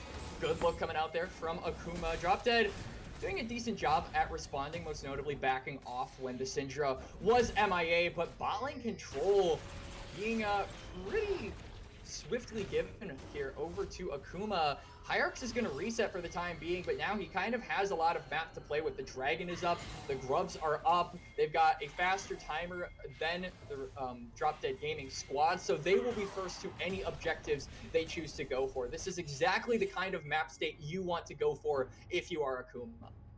We see both supports moving up towards the Grubs. I expect a fight to happen. The question is, who's going to have that initial priority right now? The Pyke is very mobile, able to get wards down, go into the stealth, and create those opportunities for their team to see where the opponents are, to clear out this vision, have that mobility to get out of a sticky situation if it presents itself. But very tense around this objective right now. We have an interesting lane assignment too. We have Troy up against Barco Duck in the mid lane, and we have the Gnar versus the Syndra. Mags as well has no teleport. The Gnar does, so keep that in mind. If a fight breaks out here, it could quickly turn into a 5 versus 4 in favor of Drop Dead. Yeah, for sure. I mean, Drop Dead currently have a numbers advantage. Vision of Empire is also going Mega Gnar. I'm really surprised to see DDG not continue their aggressive escapades up toward this top side. I mean, you've got the Mega, you've got the shove, you've got the threat of a teleport coming out from the Gnar as well. But they're not going to play in that timer. They're actually going to concede these Grubs going forward. You can see Troy in the mid lane very scared to even walk up. So, or actually, he's catching a wave. I'm blind.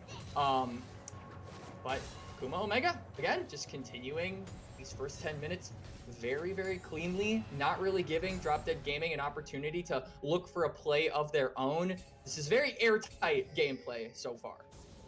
And what I noticed from last game was, and I said this a little bit towards the end of it, it was more Akuma that were initiating plays, but mis-executing on the plays that they initiated on. Now this time with Drop Dead, they had that opportunity to maybe contest those Grubs. They had the teleport advantage, but they decide not to do that.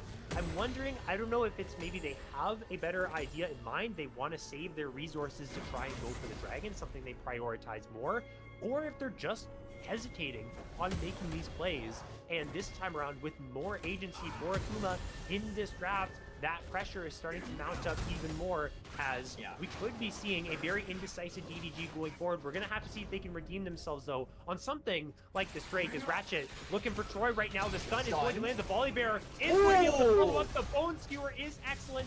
Shockwave will buy some space, but there is the Stormbringer. This should be kill number 2 for Akuma Omega. Hierarchs and Ratchet make the play happen. Ratchet reading Troy like a book, as now Evil Lobster has to be careful. It's a 1v2 situation. Cyclone is available, but help is not available. He's going in anyway. Really wants this. He's going to have his Sejuani here. Goes into the clone to avoid the Scatter the Weak, but the heal from the top on Hierarchs is so clutch in that situation. Chasing just spell shielded as well. Tossing out abilities as DDG and Akuma are taking control.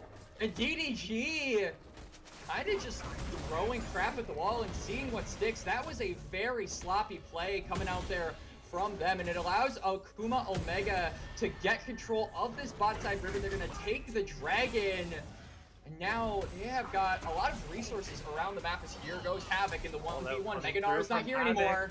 flash forward as well. Can Havoc finish off this kill? Vision of Empire still has flash, and Evil Lobster's on the way. He's trying to pull him towards the wall so it can go forward, but Vision of Empire, what was that flash? Can't get over the wall. Havoc might just find himself the 1 versus 2. The Cyclone is not available for the Wukong. It's disastrous for DDG side, trying to get to the blast zone, but it will not bring him to safety. Q3 connects. Havoc with the play of the series right there, redeeming themselves from that game number 1.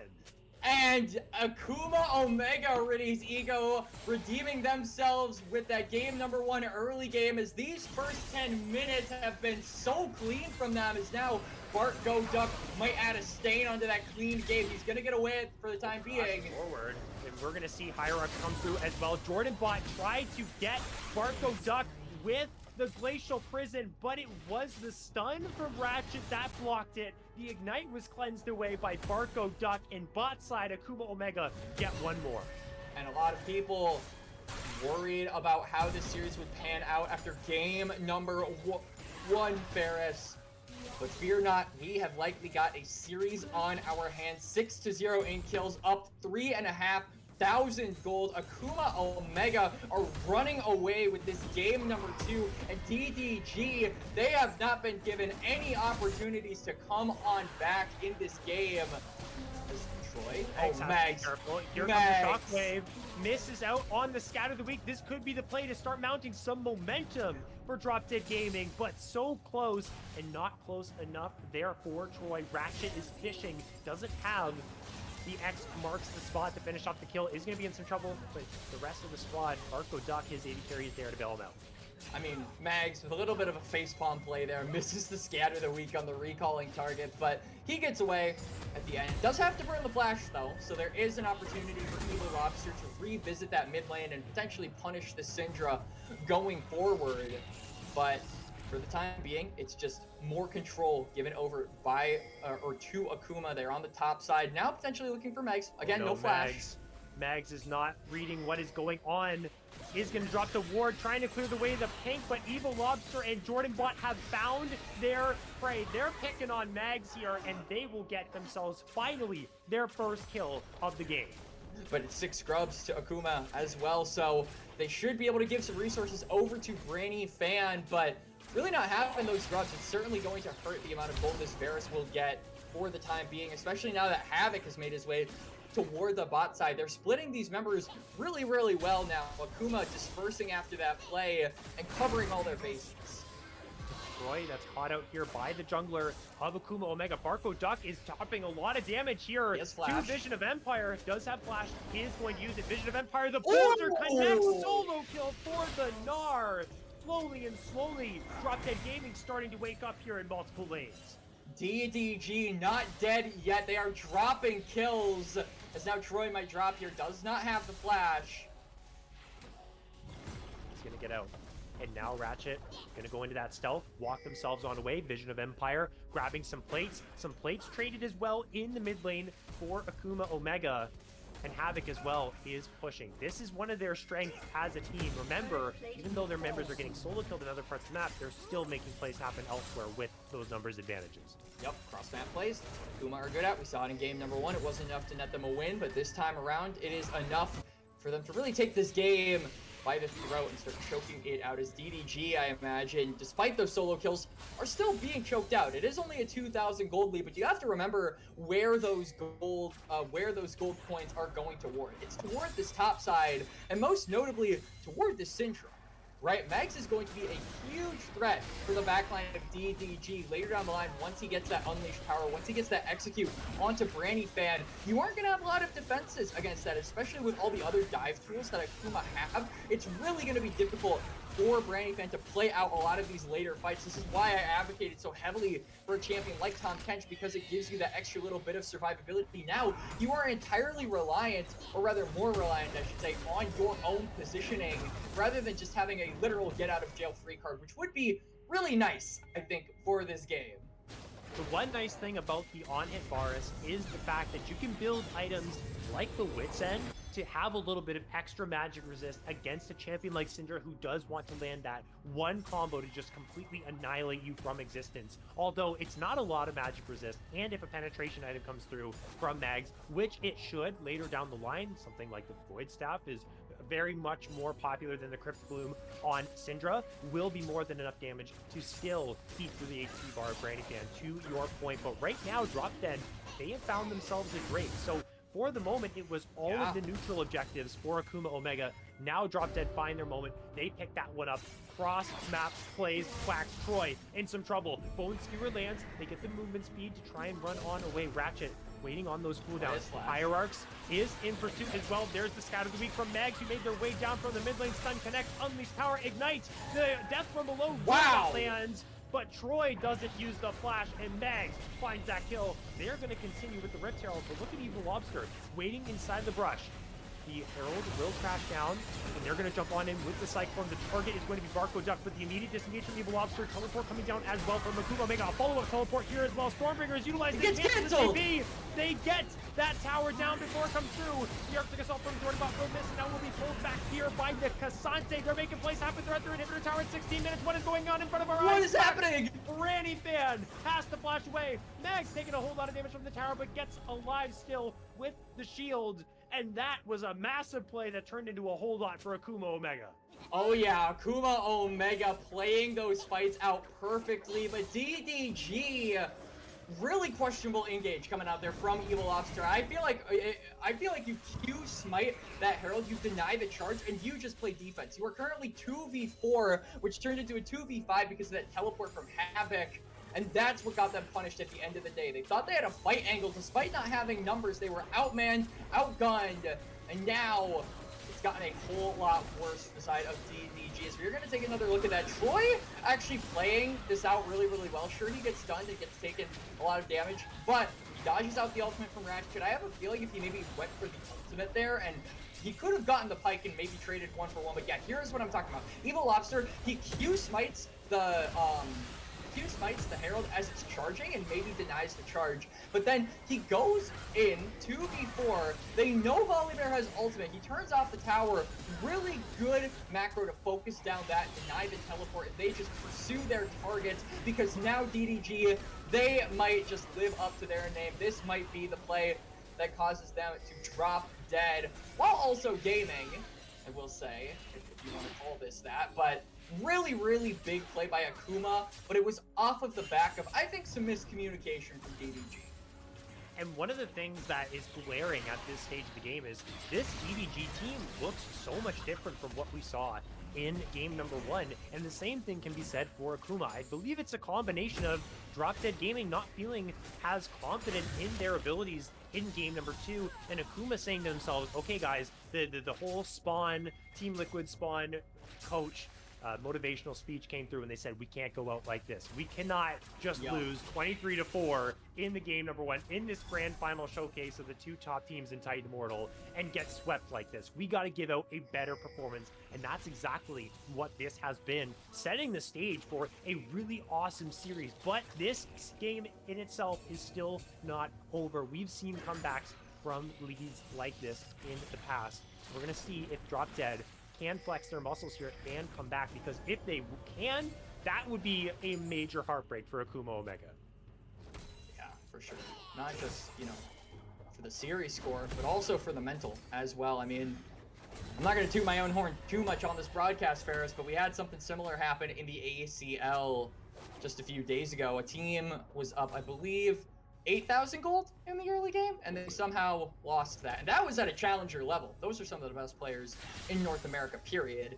We're sitting here in the Immortal League, which is still very high caliber, but hey, if, you know, top challenger players can throw a lead that was surely to net them a win, then it certainly can happen in this game. So DDG down, but not out.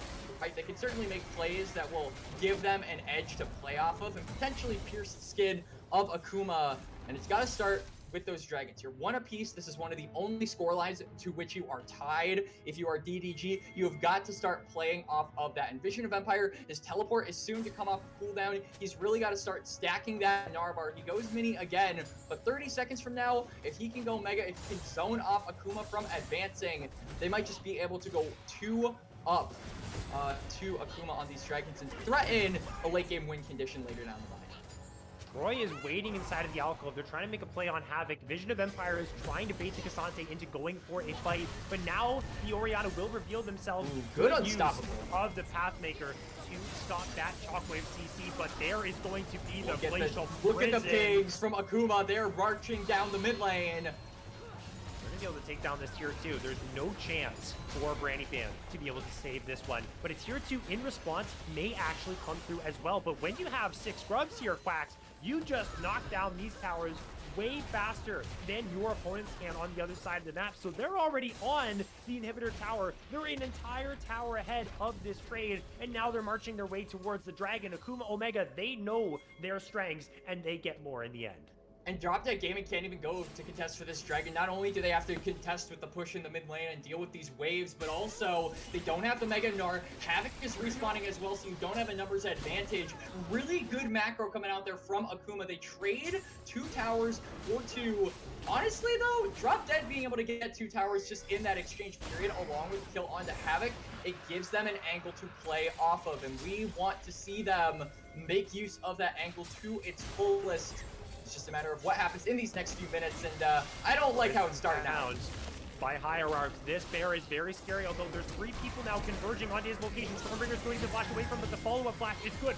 Hierarchs is going to grab that solo kill, but the trade is in here. Vision of Empire Havoc on the back. Down.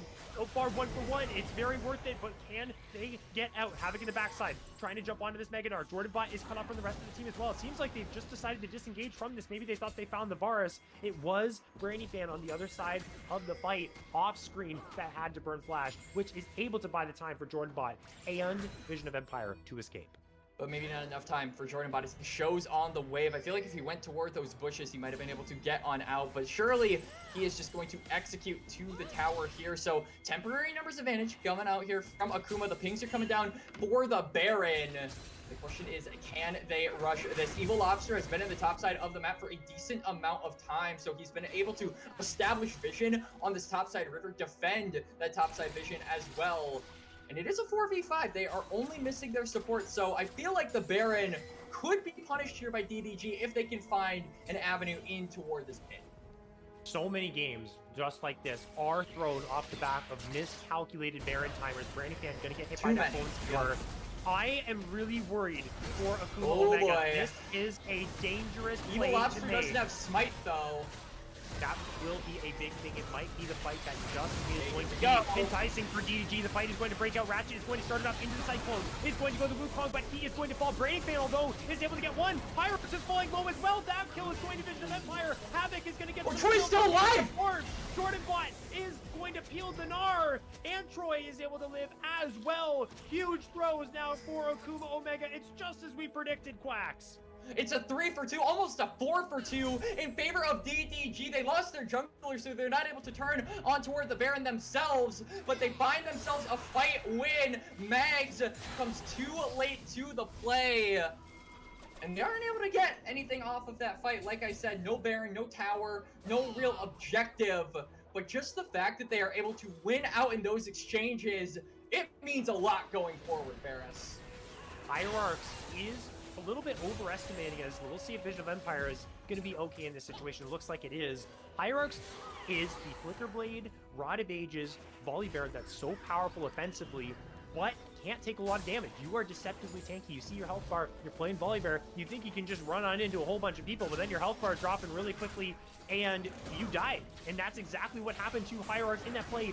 But the Locket of the Iron Solari here, a very cheap support item that's not going to provide you with a lot of defensive stats. So that's the problem here that Akuma Omega are running into in these plays, is the Cassante isn't doing that primary tank. We're not getting the Volibear onto the key targets, and Vision of Empire as well. You have to shout him out in these fights, is tearing through the side of Akuma Omega on that 2.5 items on the Gnar.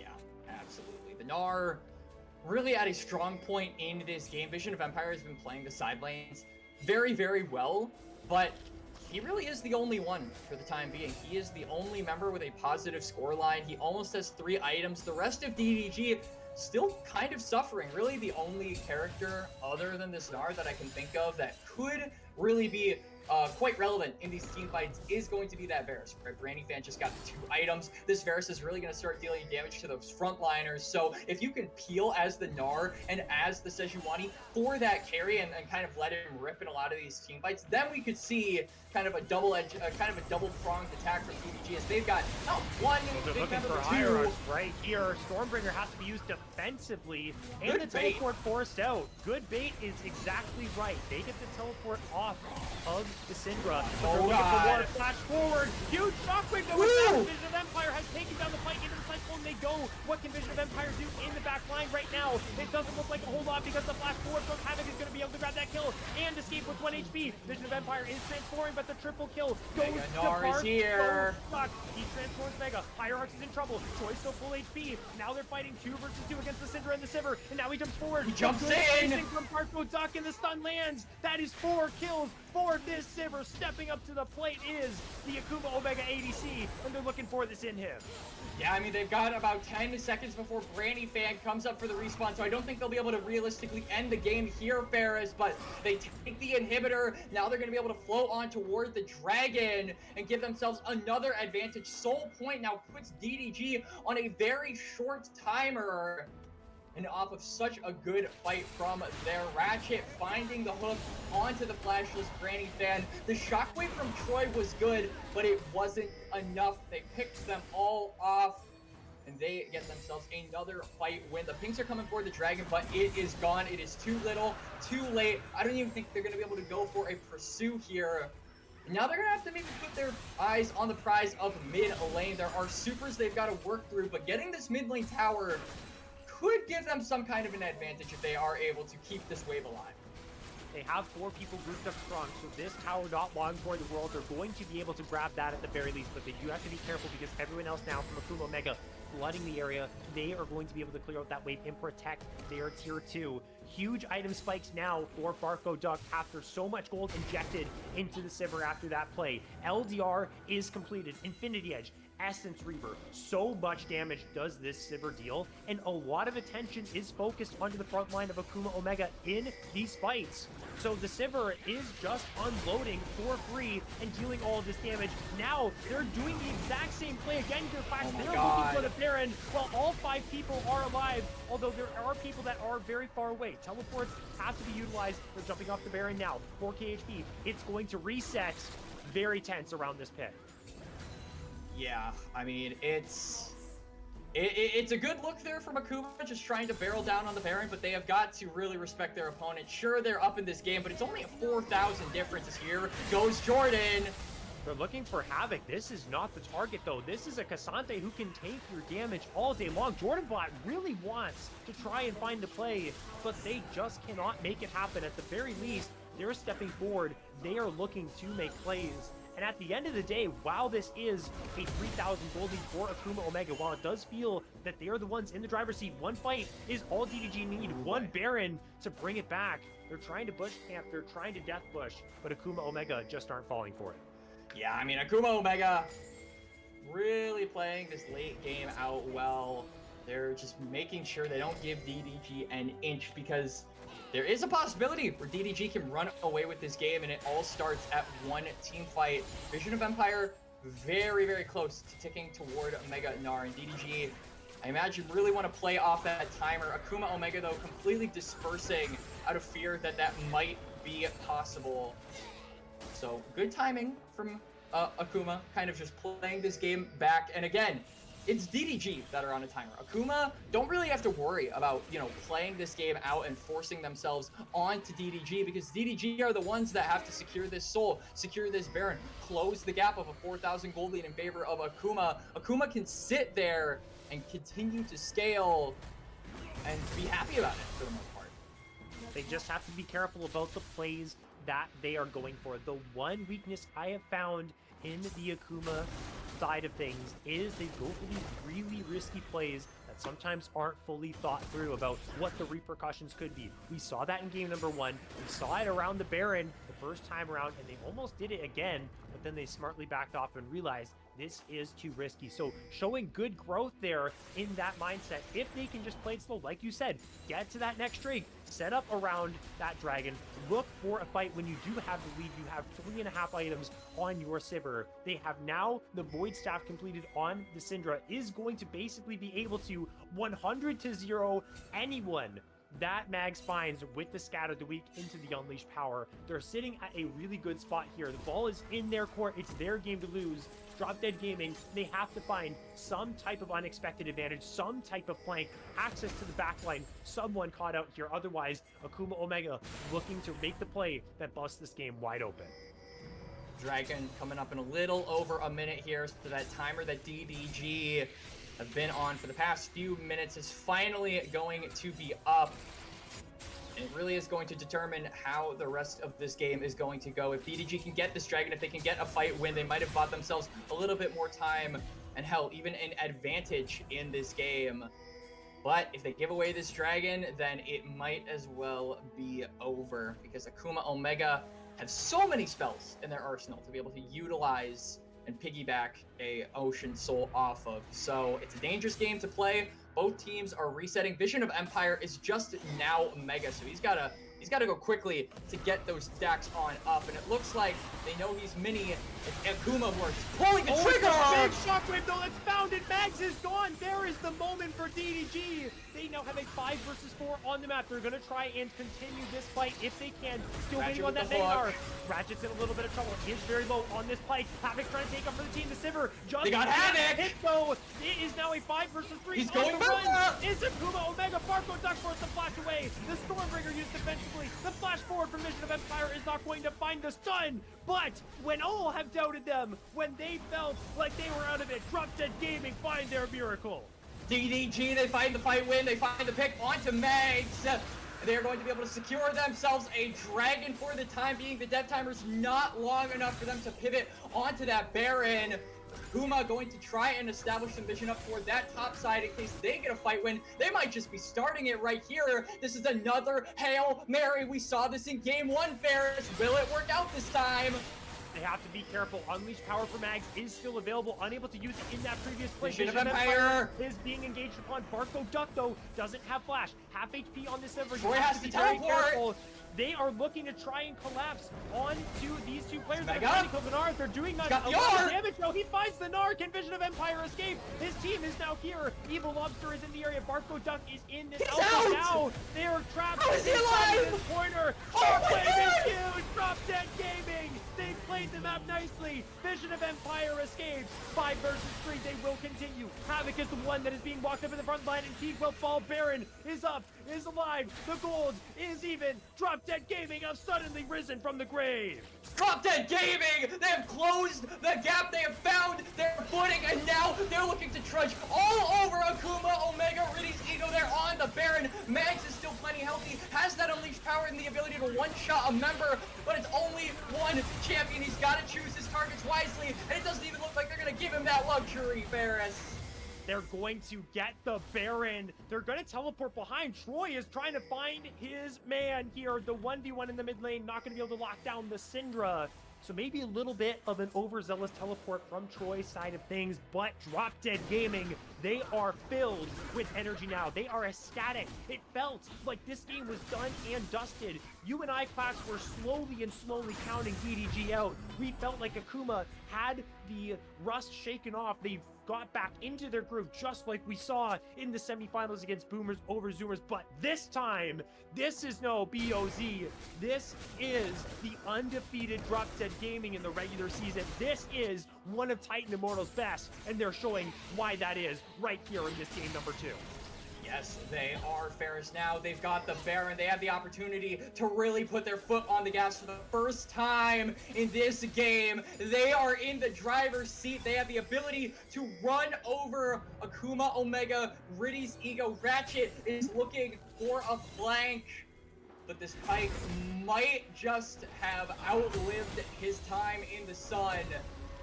Those Baron cannons are dealing damage. You can see Vision of Empire is on the side. They're going for a 4-1 split. They've got a lot of wards in that bush. Maybe too much vision on the spot side.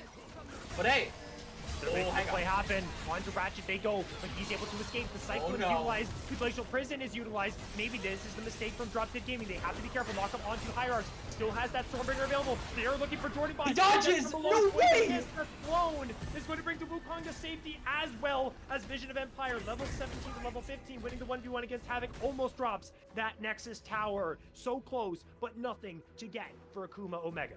Akuma Omega, though, they still have got that soul point, Ferris. One dragon in the game could be theirs, but it was a lot easier to kind of walk up to the river 5 minutes ago. Now they have found themselves behind in gold, outscaled, and DDG had the opportunity to get an early advantage here on DeBarco Dock. They're looking for it. They don't go for it in the end. I'm also noticing something very interesting in the build of Brandy Fan. We've got a needlessly large rod being built here, maybe towards Sonya's Hourglass. Yeah, I mean, honestly, we talked about the survivability that this Ferris needs, and that would do it, but it's not going to be up in time, I don't think, for this dragon. Lobster has to be careful, goes into the clone, good space from Jordan Biden. Vision of Empire doesn't have teleport, it's a 4v5!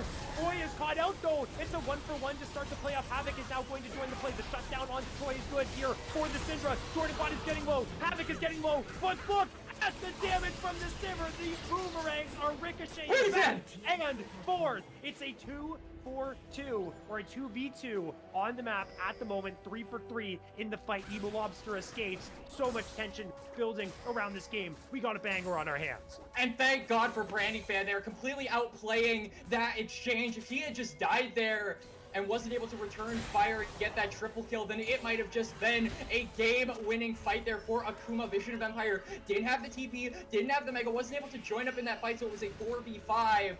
But they saved themselves a lot of heartbreak for the time being. Now, though, we have found ourselves on completely even footing for this dragon fight. Ferris, DDG had complete control of the river. Now they don't. They have got to wrestle it away from the opposition. The members of both teams are respawning, running dart toward that bot side river, and the dragon is the target. Akuma Omega one Drake away from getting that soul. They need this if they want to get back in the driver's seat. Pay attention to this Simmer.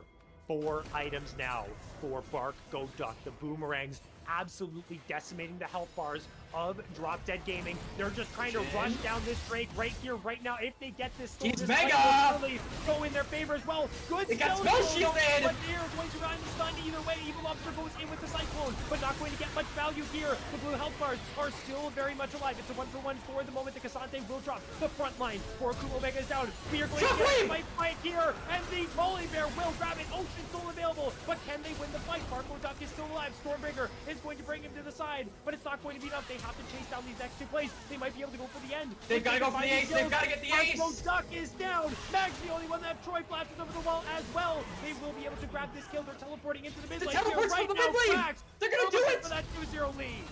They have got 20 seconds until Havoc respawns, 20 seconds until Ratchet respawns. They've got 4 members alive here, Ferris. They're going to walk straight through fire in order to join with the rest of their team. They don't have those grubs. The pushing power from this team is not as strong, but the power of belief, the fact that they never go down, it doesn't matter. You give this team an inch, they take a mile, they take you to series point in the most unexpected ways, Ferris, and they will take game 2. Absolute heartbreak. We played with the idea of a Drop Dead Gaming comeback. We fantasized about what we saw in the ACL. I was going to mention, pro teams, they end up throwing leads that are so large, and this game shows it can happen.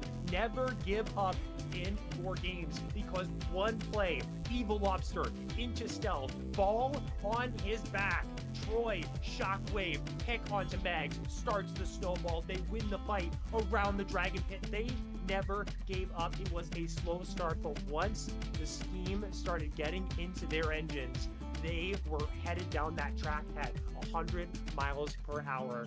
Drop Dead Gaming, they secure the 2-0 here. Quacks the mental for Akuma Omega Ritty's ego has to be under fire right now.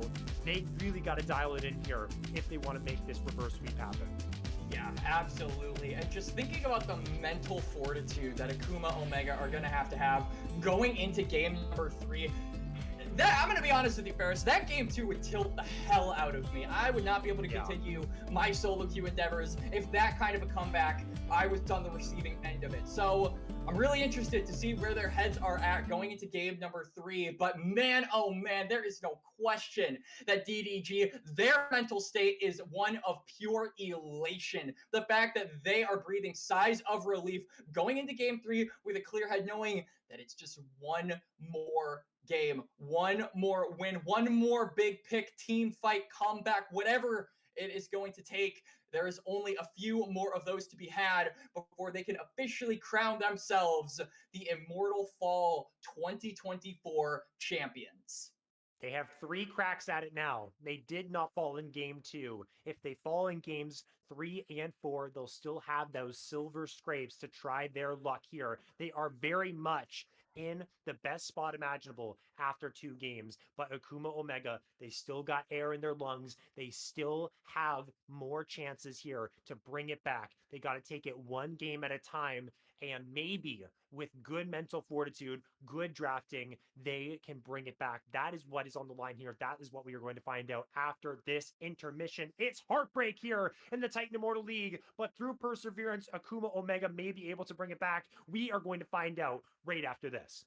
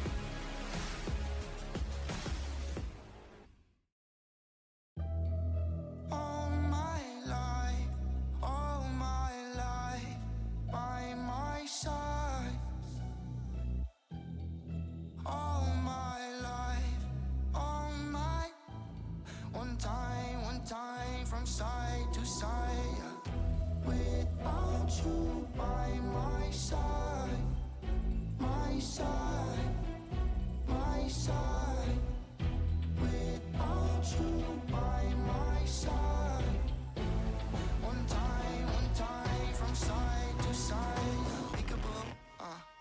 I see you, peekaboo, I see you, looking at me, looking at you. Hold up, where you going? What you doing? Who you seeing? What you need? What you want?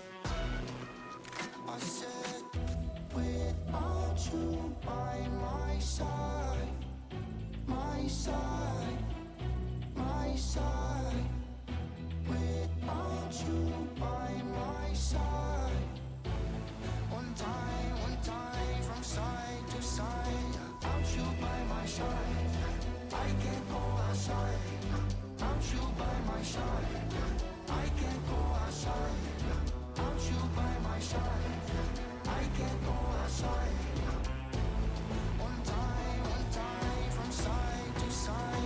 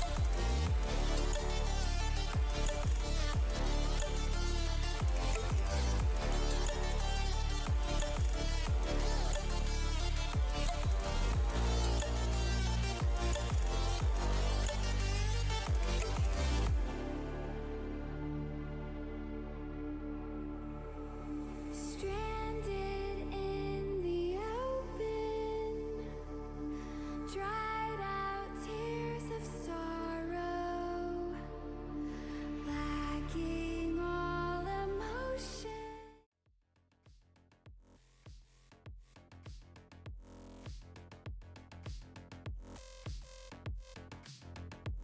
And we are back with our grand final here in the Titan Immortal League between Akuma Omega Ritty's Ego and Drop Dead Gaming.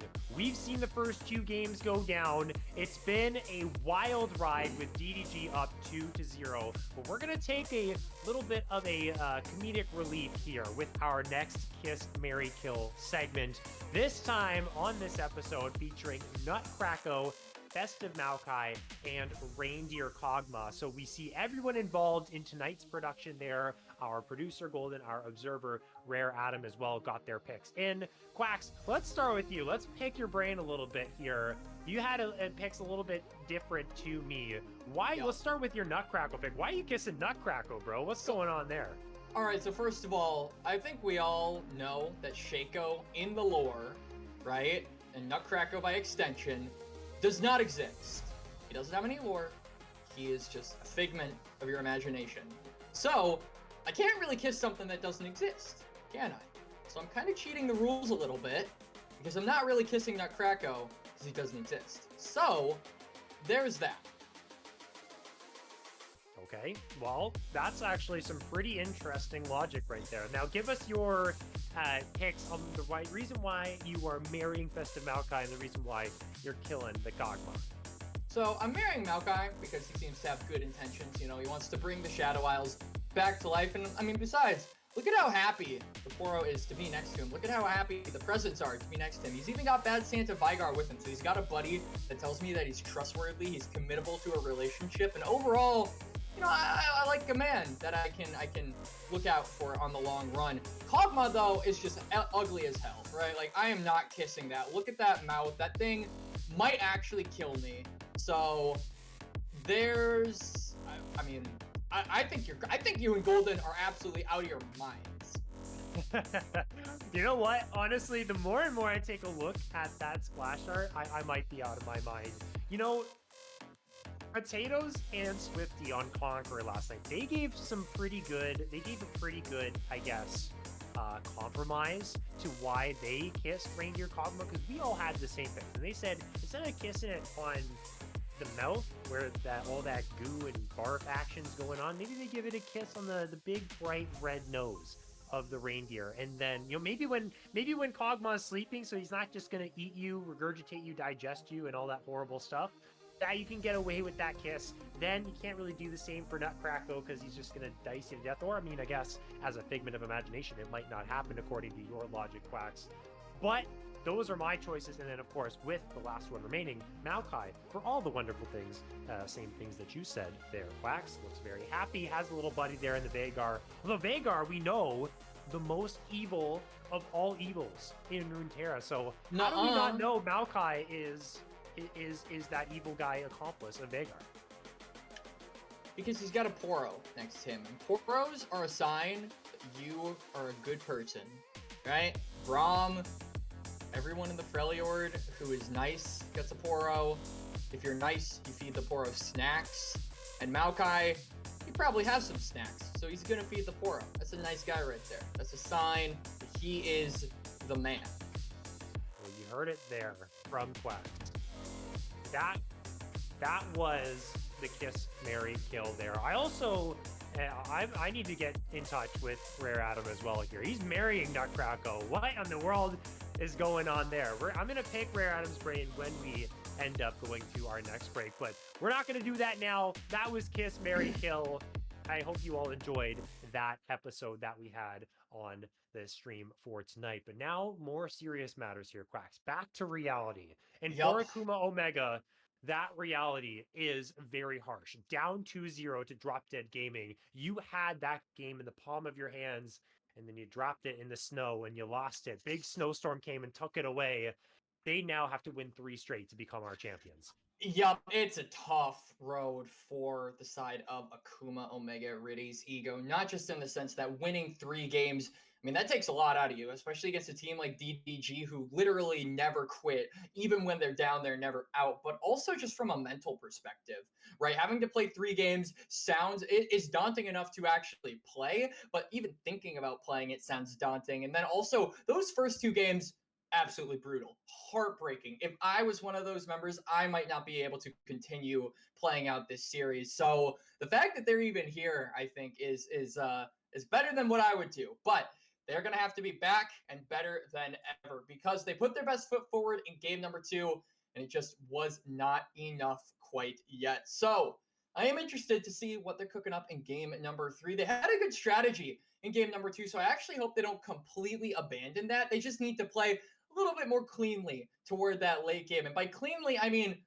don't give anything over to DDG. Not one single lick of victory, because, man, they are going to feast if they get that. So, yeah, it's just a matter of the margin of error being so slim, and you're going to have to continue that for 3 games. And I would be lying if I said that just sounds really, really hard. So I would be impressed if they, manage to take this series back. Reverse sweeps are always impressive for that very reason. But now you're going to have to do it with a bunch of champions locked, right? We are in Fearless Draft, so there are currently 20 champions that you cannot play. So you're going to have to come up with a similar strategy to game 2, but without replicating and, picking those exact champions again. I wholeheartedly agree with your assessment. Their composition brought them success, a lot more success than they found themselves in game 1.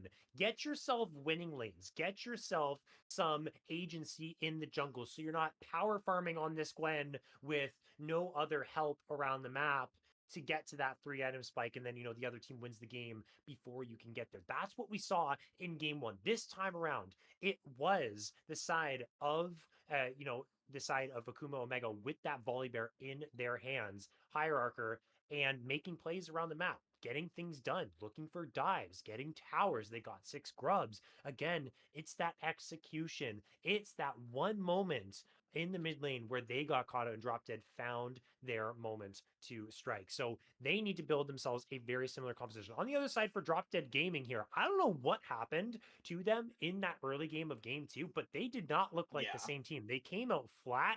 They weren't making plays. They weren't aggressive. They were giving away objectives. If they won a 3-0 this series, which would be absolutely incredible, they need to get their confidence back. And maybe that game 2 that they thought they were going to lose is that step to getting their confidence back for this game 3 and try and look to put it away early.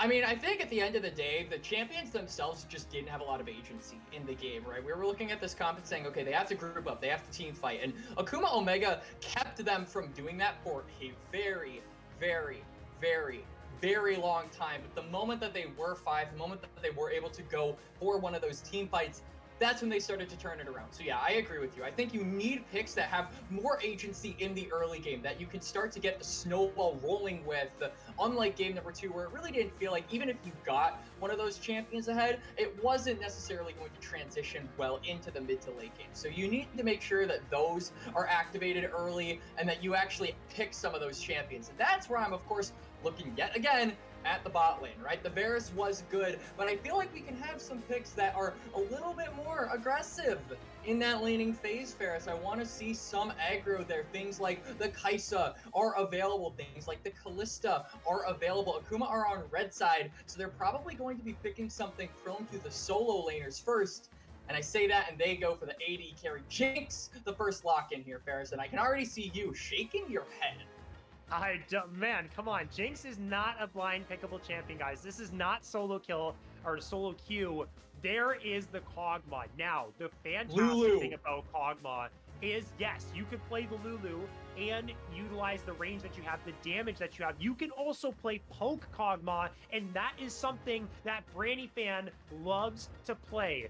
Poke Kog'Maw AP is so strong against Jinx. She can really do nothing about the range. You get chunked out, you're low HP, you can't farm under tower. It gets so difficult. It is so oppressive. I expect to see that here from Brandy Fan, and something like the Cataclysm from Evil Lobster's J4 to lock people into this zone where you can drop that living artillery onto everyone's head is going to be very effective in this matchup. Yup, and we see on the other side, Akuma Omega Ritty's ego locking in that Shen and that Thresh. So already seeing a lot of attention being paid up toward this Jinx. They really want to make sure Barco Duck is the premier carry going forward. And yeah, Woe is right. It is going to be a Smolder. I hesitate to say, you know, immediately in the mid lane, because there is a chance that maybe Kog'Maw goes in the mid lane, but that is probably going to be Troy on that pick for the time being.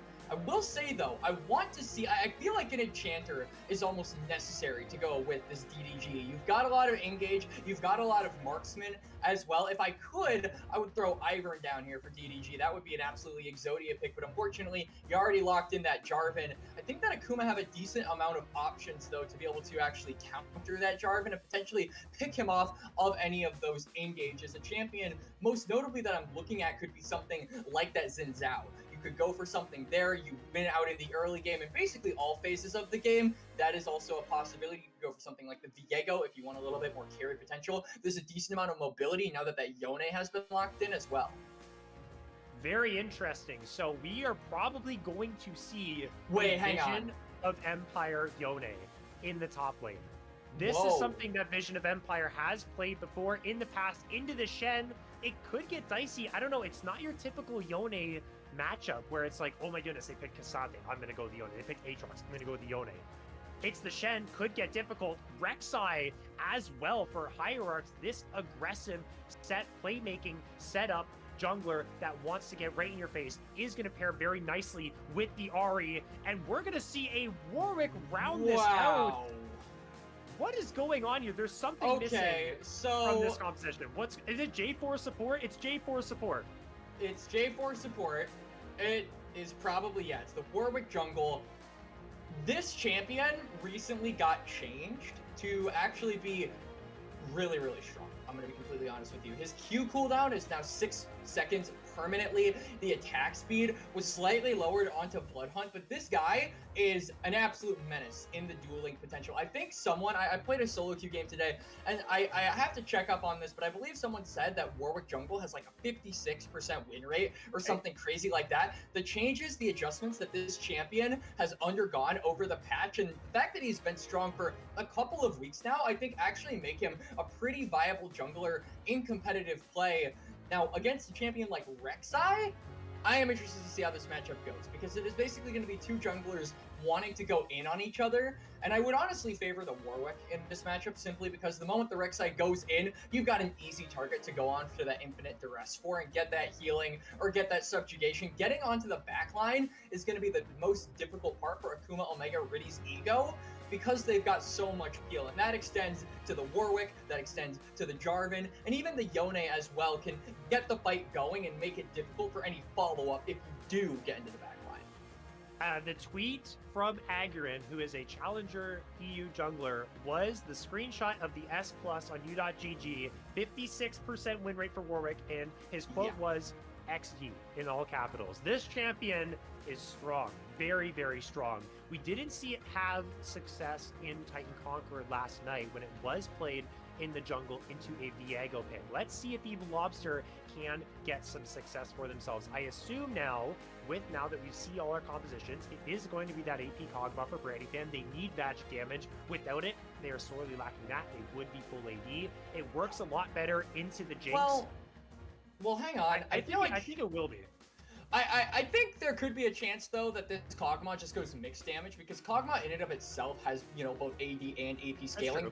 Yone also has mixed damage, so you have a little bit of AP damage overall mixed in with there. Not enough to probably warrant, I think, you going like full AD on the Kog'Maw, so I certainly think it'll be AP, but you already do have a decent amount of mixing damage from the side of DDG that could come into handy later, I think. I don't think it'll be like apparent right away, but when we get into those team fights and see Havoc on like 3 items, and suddenly he's taking way more damage than we think he would with those 3 items, all those armor items, we're gonna be like, oh yeah, that's the magic damage of the kits doing its work. So that certainly is a possibility, and I think kind of a loophole or a workaround that DDG could look to exploit in going into this game. Absolutely. We could see that come through. That's the flexibility of Kog'Maw and what is really so good about this champion. Yeah. You can do a whole lot of things. You can do AD DPS. You can do poke with magic damage. You can even do magic damage DPS with Nashor's Tooth and Shadow Flame. That's a crazy build that was taking over earlier on in Split 3, but no longer as prevalent. The scaling is here once again for Akuma Omega, and they have a very strong mid-jungle 2v2. Stronger, despite this Warwick pick, than the side of Drop Dead because they're playing the Smolder, and it will take time for Troy to ramp up. So for Akuma Omega, I'm looking for them, especially post 6, Spirit Rush, Stand United from Havoc's Chen. Can they make plays happen here? Can they get a lead and then bridge the gap for their Jinx to take over in the late game? Yeah. Otherwise, it's going to be another Drop Dead masterclass like we saw in game number 1. And I like how you kind of used a bridged allegory there, because I totally agree with you, Ferris. I think that this early game is going to rely heavily on Hierarchs and Mags' proactivity. And once they inevitably fall off, well, Arya doesn't really fall off, but Rek'Sai does. Once Rek'Sai falls off, you're going to need to pass that carry torch over to somebody else, right? And who better to do that than the Jinx? And Barco Duck has got to be the savior going in toward the late game, right? Because if this champion gets one reset, it can rain absolute hellfire on toward the side of DDG. But getting that reset is going to be the tricky part. Akuma, Omega, Ritty's Ego have drafted a really good comp to play around a hyper carry like Jinx, but it's about getting that ball rolling, getting those resets, and most importantly, just having something to work off of, right? Because I think DDG have a very strong late game of their own. They've got 2 marksmen and a Yone. So you got to make sure that while you want to go crazy on the Jinx, reel it in a little bit, because if you go a little too crazy, you're going to get gunned down from 10 screens away. One of the big combinations available in the Drop Dead Gaming composition is the Jarvan Yone combination. Cataclysm Fate sealed. If there is no flashes, somehow if they can get Ari in there with no Spirit Rush charges and no flash, it's a guaranteed Fate sealed. If they get Jinx in there, it's a guaranteed Fate sealed.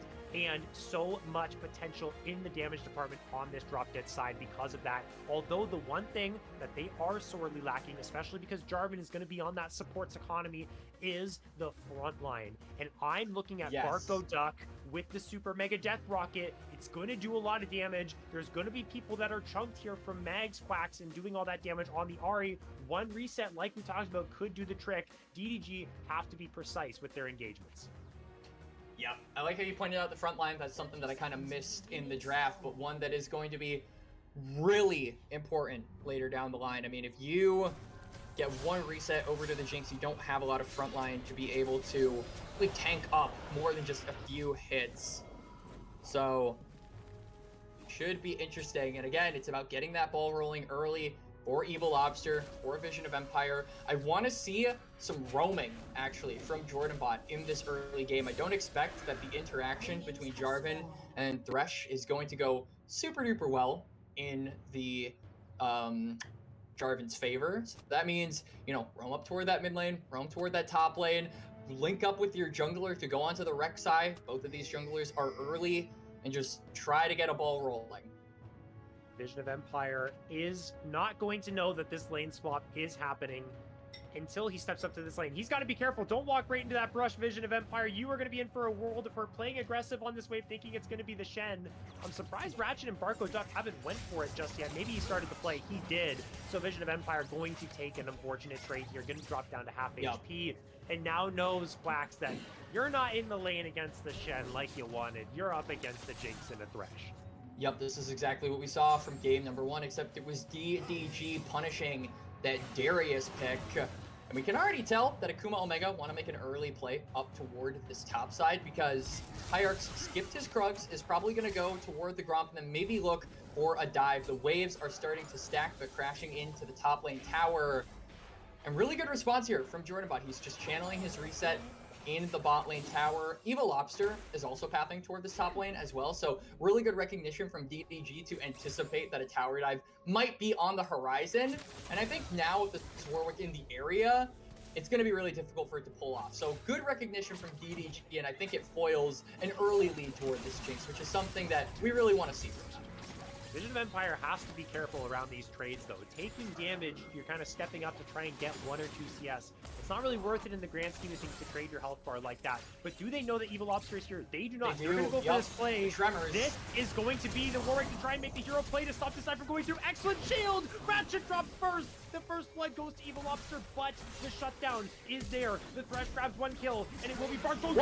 You get excited, but the follow flash on the Q. Excellent usage of the Warwick mechanics. Evil Lobster gets 2, and it's an even play across the board. It's even. I mean, a little bit of experience lost there by Vision of Empire, but certainly not the result that Akuma Omega Ritty's Ego were hoping for into that dive. A lot less clean.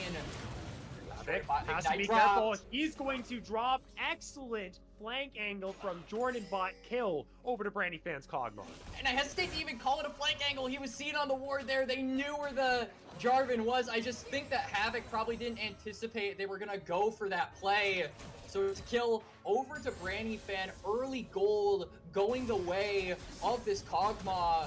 And I feel like kind of going back toward that dive, the worst part about all of that, Ferris, is that none of the gold went over to Barco Duck. He got the assists. He didn't get a single kill in that entire exchange.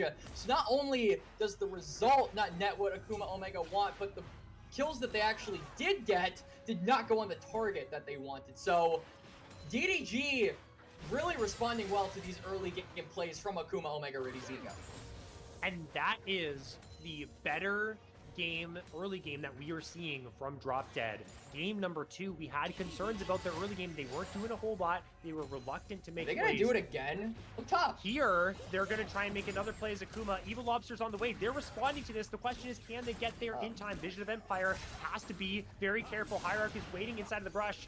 Maybe going for something bot side. Here is Evil Lobster. They're going to spot this Warwick now, and it's probably going to disengage this play, but Evil Lobster's going right on in, though, trying to make it towards the tower to get to safety, but that's not the way you're supposed to go. Evil Lobster hands one over to Barco Duck. Now they might just redive here onto Yone, who goes into Soul Oh, Unbound. I used all his spells. Ducks, no Flame Chompers. Can they line this one up? It looks like they can. Knockup is good. Play is good as well. They're tanking the tower, though. They do have to be careful. Vision of Empire, level 5 now. Able to absorb the blow into 1-for-0 in favor of Akuma Omega. Yep, Akuma, I mean, they don't get their intended target, but they do finally give some gold over to Barco Duck in that dive. Evil Lobster just burning all of his summoners way too early, right? He doesn't have the resistance from E. He burns his Q in the face of 3 members. And overall, it does mean that they get themselves a kill. Now, Evil Lobster is getting baited in. He thinks he has the angle on High Arc. He's going to be caught here. 3 versus 2. He has his mid lane here, but it's just a little smolder. They're trying to make a play onto Mags. The E ability already used. That's the flap flop, but here comes Mom. Whoa! That's gonna put some flash away from Mags, but Troy has the damage to knock down the Rek'Sai. Somehow 3 versus 2. They are making it happen. The Ahri is out of mana. She has no Spirit Rush. And Drop Dead Gaming somehow find themselves a pick in the jungle of the enemy team. 2v3 does not matter. Troy picks himself up his first of the game. The grubs are about to spawn as well. Troy has TP and the ability to push out this wave if there is a desire from the Warwick to go for these grubs. But for the time being, doesn't look like we're going to see that. We're going to take a look at this play again. Evil Lobster, he gets the fear down. And just pay attention to Troy. He's off on the side, and they are over-chasing, rounding that corner to try and get Evil Lobster, but there's been a smolder spitting fire at you the entire time. He gets a kill. The flash is even burned, but it's too little, too late. Really, really, really, really unfortunate target selection there by Akuma Omega, Ritty's ego, ignoring the small little dragon who just got a little bit bigger because of that. Havoc on this lane swap has been suffering. Suffering is honestly an understatement. 11 to 35 last TS. hits. 11 to the 50 that the Kog'Maws picked up. They've been freezing Quacks this whole time. Yeah, and it's even more devastating because Vision of Empire has gotten dove twice in this game, and he has 37 CS, so he has been playing this lane swap, you know, oppositely. He has been playing this lane swap absolutely immaculately. He hasn't even burned the flash yet, Ferris, so yeah, on this Yone, of all things, as well, a champion that you don't expect to go deathless. He is the brother of Yasuo, after all. It is Akuma Omega who are trying to go for those more difficult plays, to the point that you made Quacks, instead of freezing the lane so Yone can't step up, they're trying to dive. Evil Lobster's reading this, and it's very difficult to coordinate these plays. It's why you see the pro players, people at Worlds at the highest level of play, mess up these tower dives in the early stages because there is so much room for error. And because of this, Drop Dead Gaming are the benefactors of taking the easier play. Just zone the Shen from the XP. Don't worry about a dive. You're going to be denying him guaranteed. And if they're making plays cross map, then all the power to you. So Havoc, we know what it's like to have a Shen in our solo queue games who's just getting gapped in the lane. Not the case here in this game because it's a lane swap, but we know how weak that Shen is on low economy. Havoc here is definitely going to struggle. But I do think that Shen is one of the more forgiving champions when it comes to having an unfortunate laning phase. I'll call it that for the time being, because he still does have that ult key, right? He is level 6, so, you know, as long as you are still able to play off of your carries, the Jinx, the Rek'Sai that we've kind of hyped up and talked about throughout this game, Ferris, then you're still kind of doing your due diligence. You're still relevant in this game. You still got a stake in a lot of these team fights and allowing your team to really unleash in a lot of these exchanges. And you can never really take that away from him, right? There is a decent amount of cancel tools, but I don't expect that to ever be the case in this game where the Shen is going for an ultimate but isn't quite able to complete the teleport. Into 1 versus 1 now, at the very least. Vision of Empire is going to absolutely run things with about a 600, 700 rough gold lead just in the CS alone. And this Yone, if they can get to the point where they are on the 2-3 item mark, depending on how weak Havoc is, it's going to be hard in the side lanes, in the team fights as well. Havoc is going to be able to provide the space, get that shielding. As we see a Spirit Rush come through, the Charm's going to go wide. Mags takes another tower shot. It's going to be really close there. Troy can try and use the ult. There is no charges, there is no flash. Not going to come in. I mean, that was a bit of a miscommunication from the mid-jungle duo of DDG, as here comes Evil Lobster. He's hunting, he's prowling. Oh no, here he comes! Here he is! Gets the kill using that Blood Hunt passive to perfection. Yup. You can try to escape him. Can't run, can't hide. He always finds you. Really, really funny interaction there from Evil Lobster. I love those plays coming out from the Warwick, to be honest with you. And now they're not even going to bother about the grubs that are spawning in, little less than a minute. They're going to go straight toward the dragon. They're going to take another neutral objective away from Akuma, but they're a little bit late on the timer. So now I think Akuma actually have the opportunity, especially with Havoc going for a reset, to look for those grubs, deny the 6 away from DDG. Let's see what they do. Hierarchs is in the area. He's going to look for a steal. Oh, he does not get the steal, but here comes the Stand United. This down becomes a 2 versus 2. Cataclysm is used. Super Mega Death Rocket is massive, and Mags will pick up that kill, but back in with the Infector rest goes Evil Lobster. He will fall, though. Barco Duck is here as well. Huge fate seal, though, from Vision of Empire. Can he grab himself a kill? He cannot. Barco Duck gets another. Flat from Troy to disengage the play. Ratchet Death Sentence does not connect. Akuma Omega off the back end of this play get a whole lot.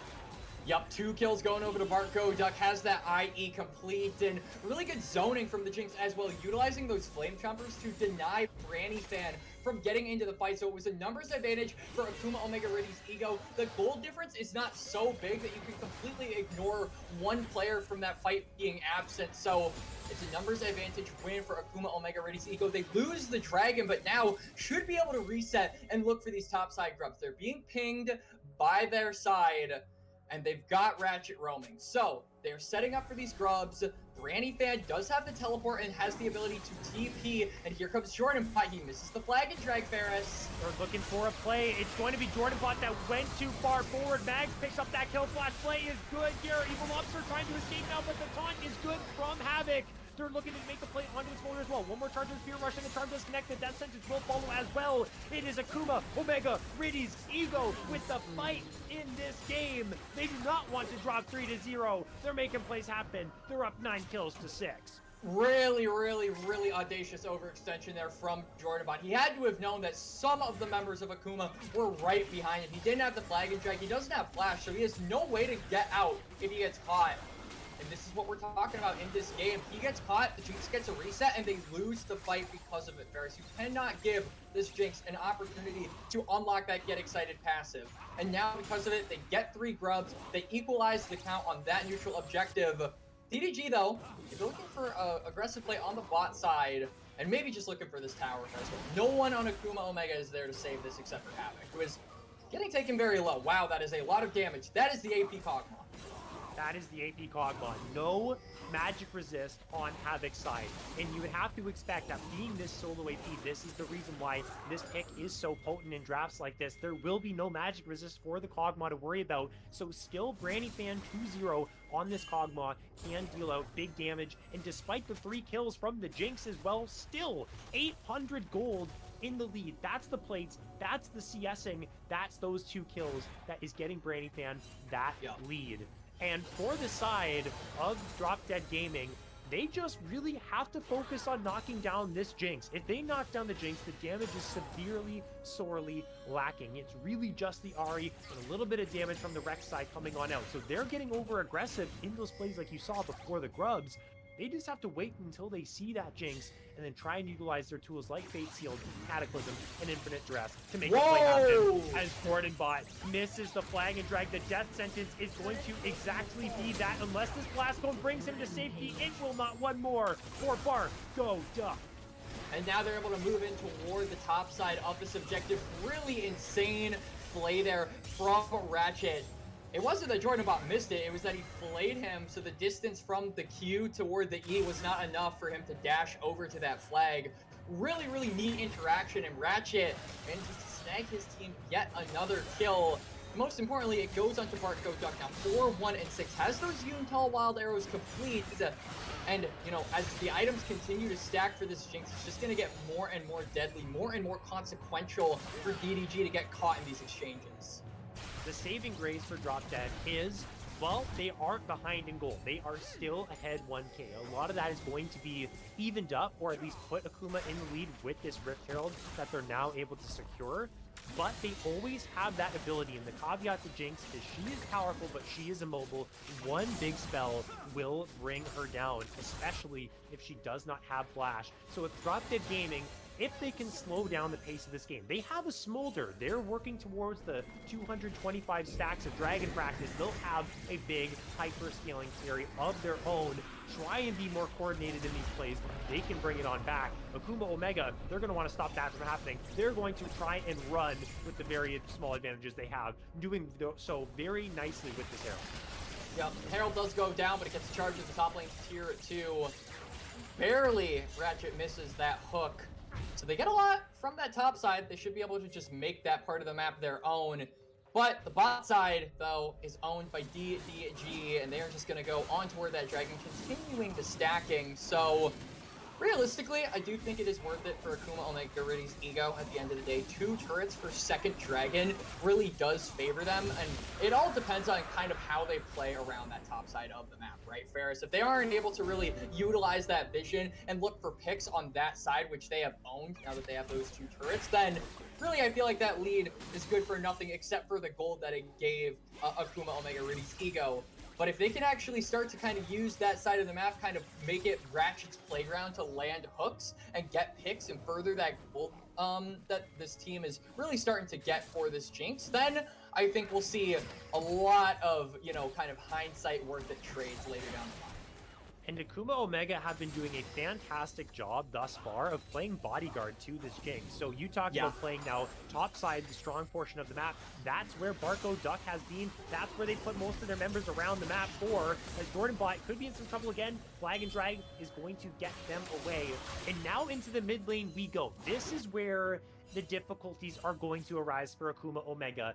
If they can't get onto Brandy Fan, look at this combination they're about to put out. Ready? Boom. And boom, the wave's gone. It's really hard to get pressure going against this Kog'Maw, who's going to sit here and clear waves infinitely. Your Jinx is going to get free gold, but slowly and slowly, they're going to close the gold gap. This Smolder is getting Dragon practice stacks, and they are going to be able to, not going to be able to utilize the momentum that they have. So interested to see how Akuma Omega attack this mid game. Yeah. And we've kind of entered a lull state in this game, which I do think allows Akuma Omega to really play up toward that top side, right? Vision really isn't there for them, but they can still use the push from the Jinx, and with Hierarchs kind of sitting in the corner, can just gain control of that mid lane, force it up toward the top side. Vision of Empire should not be able to step up this far in the lane, according, you know, based on what happens with the towers. But teleporting for Havoc, can they grab him? Splash. Cataclysm goes down, has no chance. Somehow that is a shutdown going to the Yone. No huge response on the map here either for the side of Akuma Omega Quacks. Yeah, and I mean, they're going to try and respond maybe to go toward the mid lane, or probably not, actually. Yeah, they're not able to do so, but there is a teleport there for Vision of Empires. Now Evil Lobster might be the target, does have the flash and the R available to get away, but won't need to use either. So it's just Akuma desperate to try and mount a response, but unable to do so. I really like this from Drop Dead Gaming. They are stopping all the plays available for Akuma Omega. On the other side of the map, Troy is hitting onto this tier 2. Now, okay, wait a second. He's not doing a whole lot of damage there. I thought he was actually going to get it. Maybe he will, slowly. Maybe. It's only the Shen that's responding. Vision of Empire, what are you doing? Far forward. Gonna use the Fate Seal to try and escape Ratchet. That No sentence way. goes What? wide. The flash brings him to safety. The Yone slips their way out of danger. How on earth did Vision of Empire get out there? That is one of life's greatest mysteries, Ferris. Now the plays are still going. Jordan Bot again found. He's gone. Reset tier 1 for the side of Akuma Omega. This Jarvan pick, dare I say they cooked a little too hard, Ferris. It feels like it has just been countered routinely by the Thresh, and this is even more painful because they had the opportunity to flex this for the jungle. They could have just said, Evil Lobster, it's your turn to play this Jarvan. We'll stick Jordan on a more, you know, a better matchup rather. They're going for this. Infinite Duress is going to find Ratchet. He's getting very low though, but they have to protect their Kog'Maw because Hierarch has found Brandy Fan. Can they keep him safe? It looks like they can for the moment. Troy is going to join the play as well. Jordan is here. He has the Cataclysm. He has the flash. They can do it. They they can make this play happen. They're going to try and jump in. Ratchet's very low, but he's able to escape. So low is Vision of Empire as well. There's the Cataclysm. Health bars are so low. Evil Lobster's able to grab the first one now, trying to get onto Havoc. Here goes Jordan! Classic forward is Troy who gets 2 kills. The Smolder is making things happen in this fight. Drop Dead Gaming is making things happen in this fight. They found their angle, and they are going to walk away the victors. And Jordan Bot, I never doubted you for a second, buddy. Just don't play the tape back 1 more minute as Hierarch is looking for the solo kill. Wait, nope. Not gonna happen. Nope, not gonna happen like you said, as a big fight win there for DDG, and Akuma Omega really made them work for it. They had a ton of flashes, a ton of mobility, but now all of that is gone. You see how Akuma Omega on the right side, all of their flashes are basically synced? They're not going to have any of those for this upcoming Dragon fight, and this will be sole point for DDG, the team that we said couldn't be allowed to get to this point, couldn't be allowed to stack these Dragons, to be active in this late game like they are being right now, and they're going to shine their fancy new items. 194 stacks for Troy, so slightly behind schedule, but still getting very close to that 225, where it's going to be doomsday for Akuma Omega Ritty's ego once that happens. I mean, honestly, if my Smolder's at 200 stacks in 20 minutes, that's a really good timer, to be honest, because we barely bridged the mid game, and Smolder's already getting to that point where you're getting executes, you are super strong. I feel like Troy has not been pressured as much as maybe Akuma Omega have wanted to pressure the Smolder in this one, as Vision of Empire feeling really safe with that Soul Unbound, gets the crack back, but so close to this breakpoint here, like you just pointed out here, Quacks, and it's going to be Smolder, Kog'Maw, Poke show. The engage from Akuma Omega has to be good enough to get the Jinx that reset, knock down one of those key carries so she can win out in the DPS department, because that is where Jinx shines over the DDG comp. And where was this play from Akuma Omega Ritty's ego 5 to 10 minutes ago, right? We said they needed to play off the fact they got 2 of those top lane towers, and only now are they setting up for a pick when DDG have found themselves at around a 4,000 gold lead, have 3 dragons, and don't have to rush into any place where they don't have vision. They are not on a timer. Akuma Omega Ritty's ego, they're getting desperate, but they're making these plays for these picks at the wrong time and way too late. Way too late. It's getting very dire for them. 3,000 gold in the lead. Drop Dead Gaming. Although there still is the Jinx to worry about. There still is Mags that can make plays. Jordan Bot is going to get caught out. Flag and Drag will bring him to safety. Forcing out the teleport as well from Troy is going to be something beneficial to the side of Akuma Omega. But now we've hit that break point. 225 is, or at least should be there, for the Smolder very soon. If we could just get confirmation, where is the Smolder at right now? It should be at that point in the game where they are at 225. 194 a couple minutes ago, they should be there. And this gets very dangerous for the side of Akuma Omega around this Baron as well. That Drop Dead Gaming have full control over here, Quacks. And in 3.5 minutes time, it will be that Infernal. The question is, what can Akuma Omega find to get a favorable fight for themselves?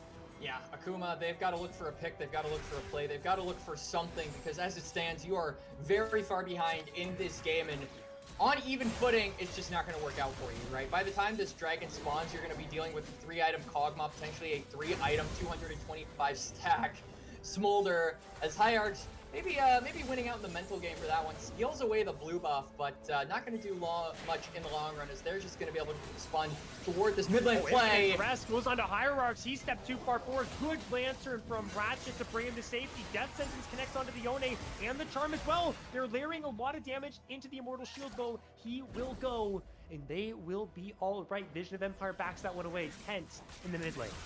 Yeah, so I mean, they burn Shield, and they've got to just try and look for more forces like that. I believe the shield is going to come up by the time Dragon spawns, but if they can burn, you know, maybe the Stare Axe cooldown off of Evil Lobster, the shield from the Kog'Maw, if they can just get some of these item actives that are present from Drop Dead Gaming off of them ahead of this Dragon timer, then I feel like they'll be able to play this Dragon fight, you know, a lot more advantageously. But as it stands, they only get the shield, and it's going to come up by the time the Dragon goes, so realistically, doesn't do a lot at the end of the day. I feel like Drop Dead Gaming, they are just waiting for that soul to go down. It's a really close game. It's the grand finals. You don't want to be making any over-aggressive plays that are going to throw the very comfortable position that you have for yourself in this game. And they're probably just going to wait until that comes up, take their chances on a fight. They're getting very close to that Shadow Flame that Branny Fan is building, which will mean this Kog'Maw with the side of Akuma Omega, who built no magic resist, is going to deal so much damage. Hierarch has to be careful here. Has flash, but there's just too much CC. There's the damage from Troy. Dry for free. It is going to be the pick for Drop Dead. They're onto the Baron. And Hierarch's going down. No jungler for Akuma Omega. Ritty's ego. The Baron started. Mags does have the teleport. He's going to join with the rest of his team, but they are down, men. They are down. They are outgunned, outmanned, but can they make the difference? Is going to connect. There's the Cataclysm. The Fate Seal follows as well. They found Mags getting very low, but the Spirit Rush is going to be able to pull them away. So many low HP bars. Can they get the Duck reset is really from Marco healthy. Duck? It looks like they cannot. The Super Mega Death Target's going to go all the way over to Narnia, and now the Jinx is isolated. Now the time is here for Drop Dead Gaming to put their opponents in the grave, and they will be able to turn their way onto the Baron immediately after as well. No, they're not going to go onto the Baron. They're going to go for the resets. The health bars not healthy enough to continue this Dragon as Hierarch has respawned. Or the Baron rather, but now the Dragon comes up in about 20 seconds. Jordan Bot will be available for that one. All of the members for DDG will be plenty healthy. And Hierarchs uses his smite to cancel the recall. What a baller move. Still has that reset though, stacked up twice. Can still use that for this Infernal Drake. It's smart though. I said they were going to go for the Baron, but they're playing for that soul. That is a much smarter play here, because you might get the Baron, but I think securing the soul right here, right now, especially when Barco Duck, no flash, no barrier on this Jinx. You have Cataclysm coming back up in a couple seconds time, 3/4 of the way through your cooldown. You're going to have Fate Sealed coming through as well. Still got to wait for those ultimates to come on through. Box is available here, Void Rush available, Spirit Rush available for the side of Akuma Omega. So there is a point right now where Drop Dead, they don't have these ultimates, but they are still going to try and rush down this Dragon. They're going to leave it up to Hierarch to look for the steal. He's not or going not. to get it. He is going to fall. He's going to get canceled.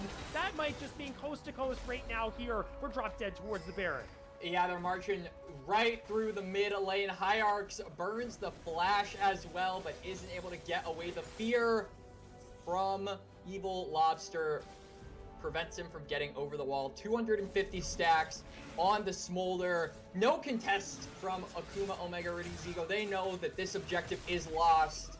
6,000 gold in the lead. Drop Dead Gaming might just drop Akuma Omega Ritty's ego and let them go and let them rest, along with this Immortal League, as you, ladies and gentlemen watching, might just have your new Immortal champions on the horizon if they keep playing like this. They can definitely feel it. They can definitely see that trophy, that championship engraved with the Drop Dead name in their future. They just have to play one, maximum 2 more fights to the way that they have been playing the last couple of fights, and they will have it. They have the Baron. Their push power is so strong. And what a series this has been for the side of Drop Dead Gaming. A dominant Game 1 performance. Game 2 felt like they were going to be taken to Game 3, one game tied at peace, but bringing it back from the brink. Now, so close on the cusp of securing this championship. Just have to dial in for a couple more fights. But on the other side of Akuma Omega, they can't lose hope right now because they still have some league to play. Hierarch's going to go in for the 1v1, but yeah, then realizes he's 3 levels down. Really don't want to mess with Vision of Empire at this point. It's almost a 3-item Yone. Everybody on DDG is incredibly strong. You add that Soul as well as the Baron, and it just feels like such a difficult position for Akuma Omega Ritty's ego to come back from. They're going to prevent his push as Hook will go wide.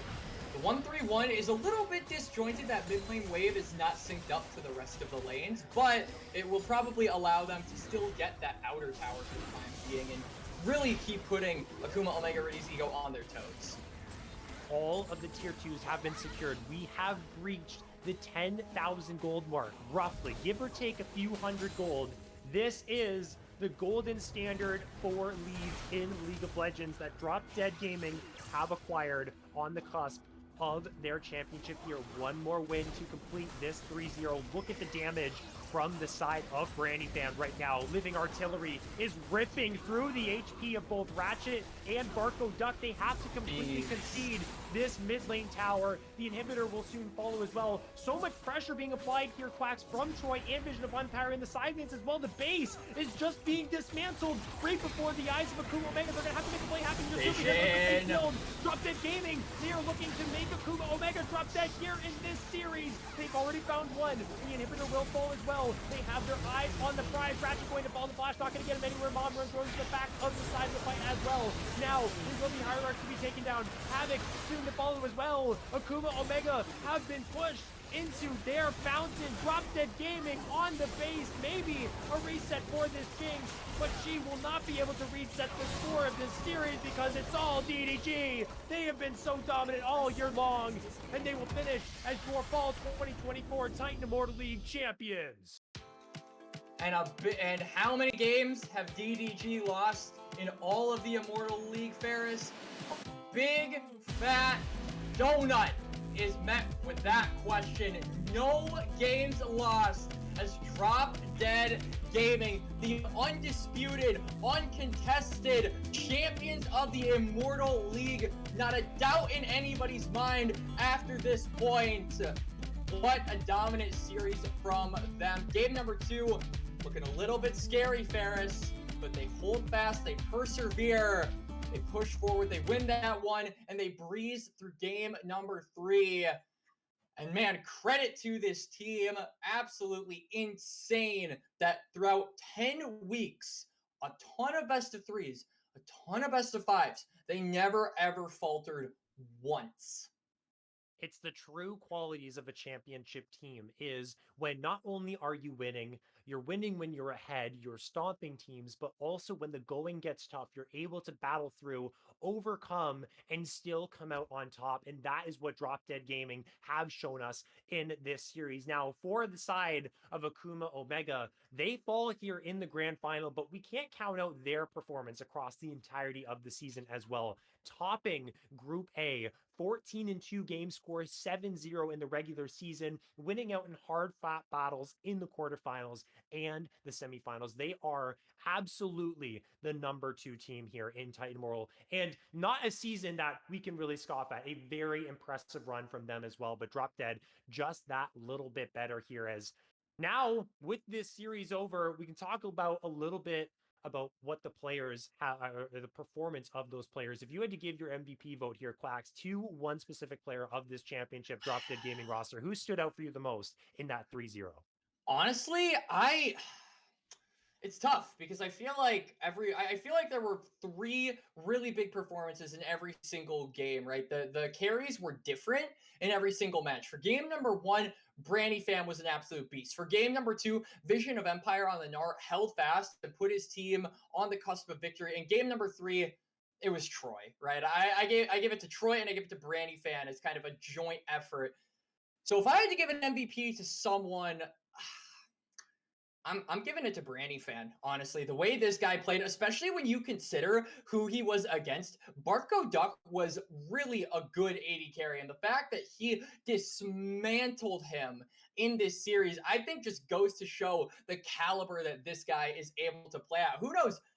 Maybe I'll see this guy in OQs next year because this man was a tit for tat above, I think, every other ADC here in the Immortal League. So I'm excited to see where he goes if he continues in the Immortal League, if Drop Dead Gaming, period, continue in the Immortal League, because they have got a very light crown and a lot of people are going to be looking to steal it, but they're probably going to come back and try and keep that title, I would imagine. Absolutely. You want to keep going, building on this momentum on such an impressive regular season. I love the point that you made about Brandy Fan and the fact that you could see them at the next level into the OQ level as well.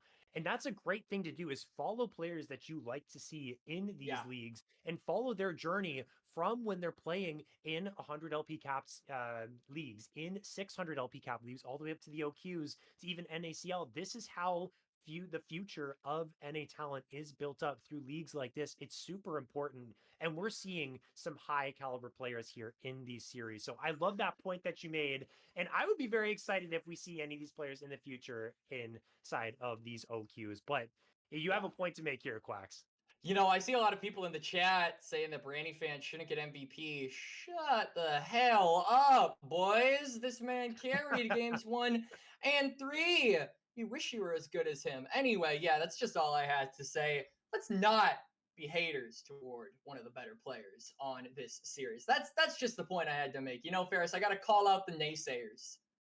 Gotta call it the naysayers. There you hear it, chat. Quacks is out for you guys and has his opinions here, but everyone on the side of Drop Dead Gaming definitely performed to the level of a championship roster. And that is going to conclude Titan Immortal. What a ride it has been. 10 whole weeks, like we've been saying, a lot of action, some change ups here on the broadcast. I'll give another shout out as well to Cilantro, who did put in the work there on the play-by-play for the regular season, giving us the fantastic content here in Titan. And also myself and you, Quacks, it's been an absolute pleasure casting with you these past 3 best of 5s in Titan Immortal. So I thank you for being here as well. Thank you to our producer, Golden, and observer, Rare Adam, behind the scenes, making things work so wonderfully and bringing us those Kiss, Marry, Kill segments that we all love and adore.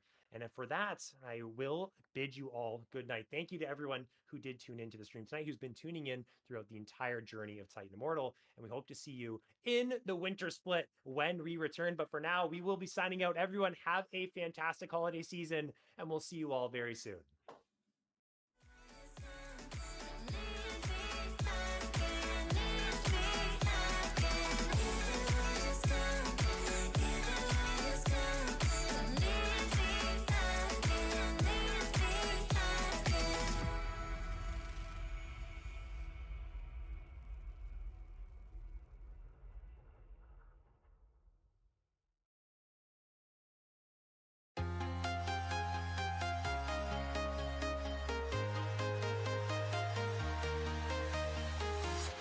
I'm walking alone, the streets are empty. The only thing I can see is my own silhouette. I'm getting stronger, step by step. The clock is ticking, but there's no time for regrets. I've been flying from town to town, from London to Taiwan. I've been all around the globe trying to protect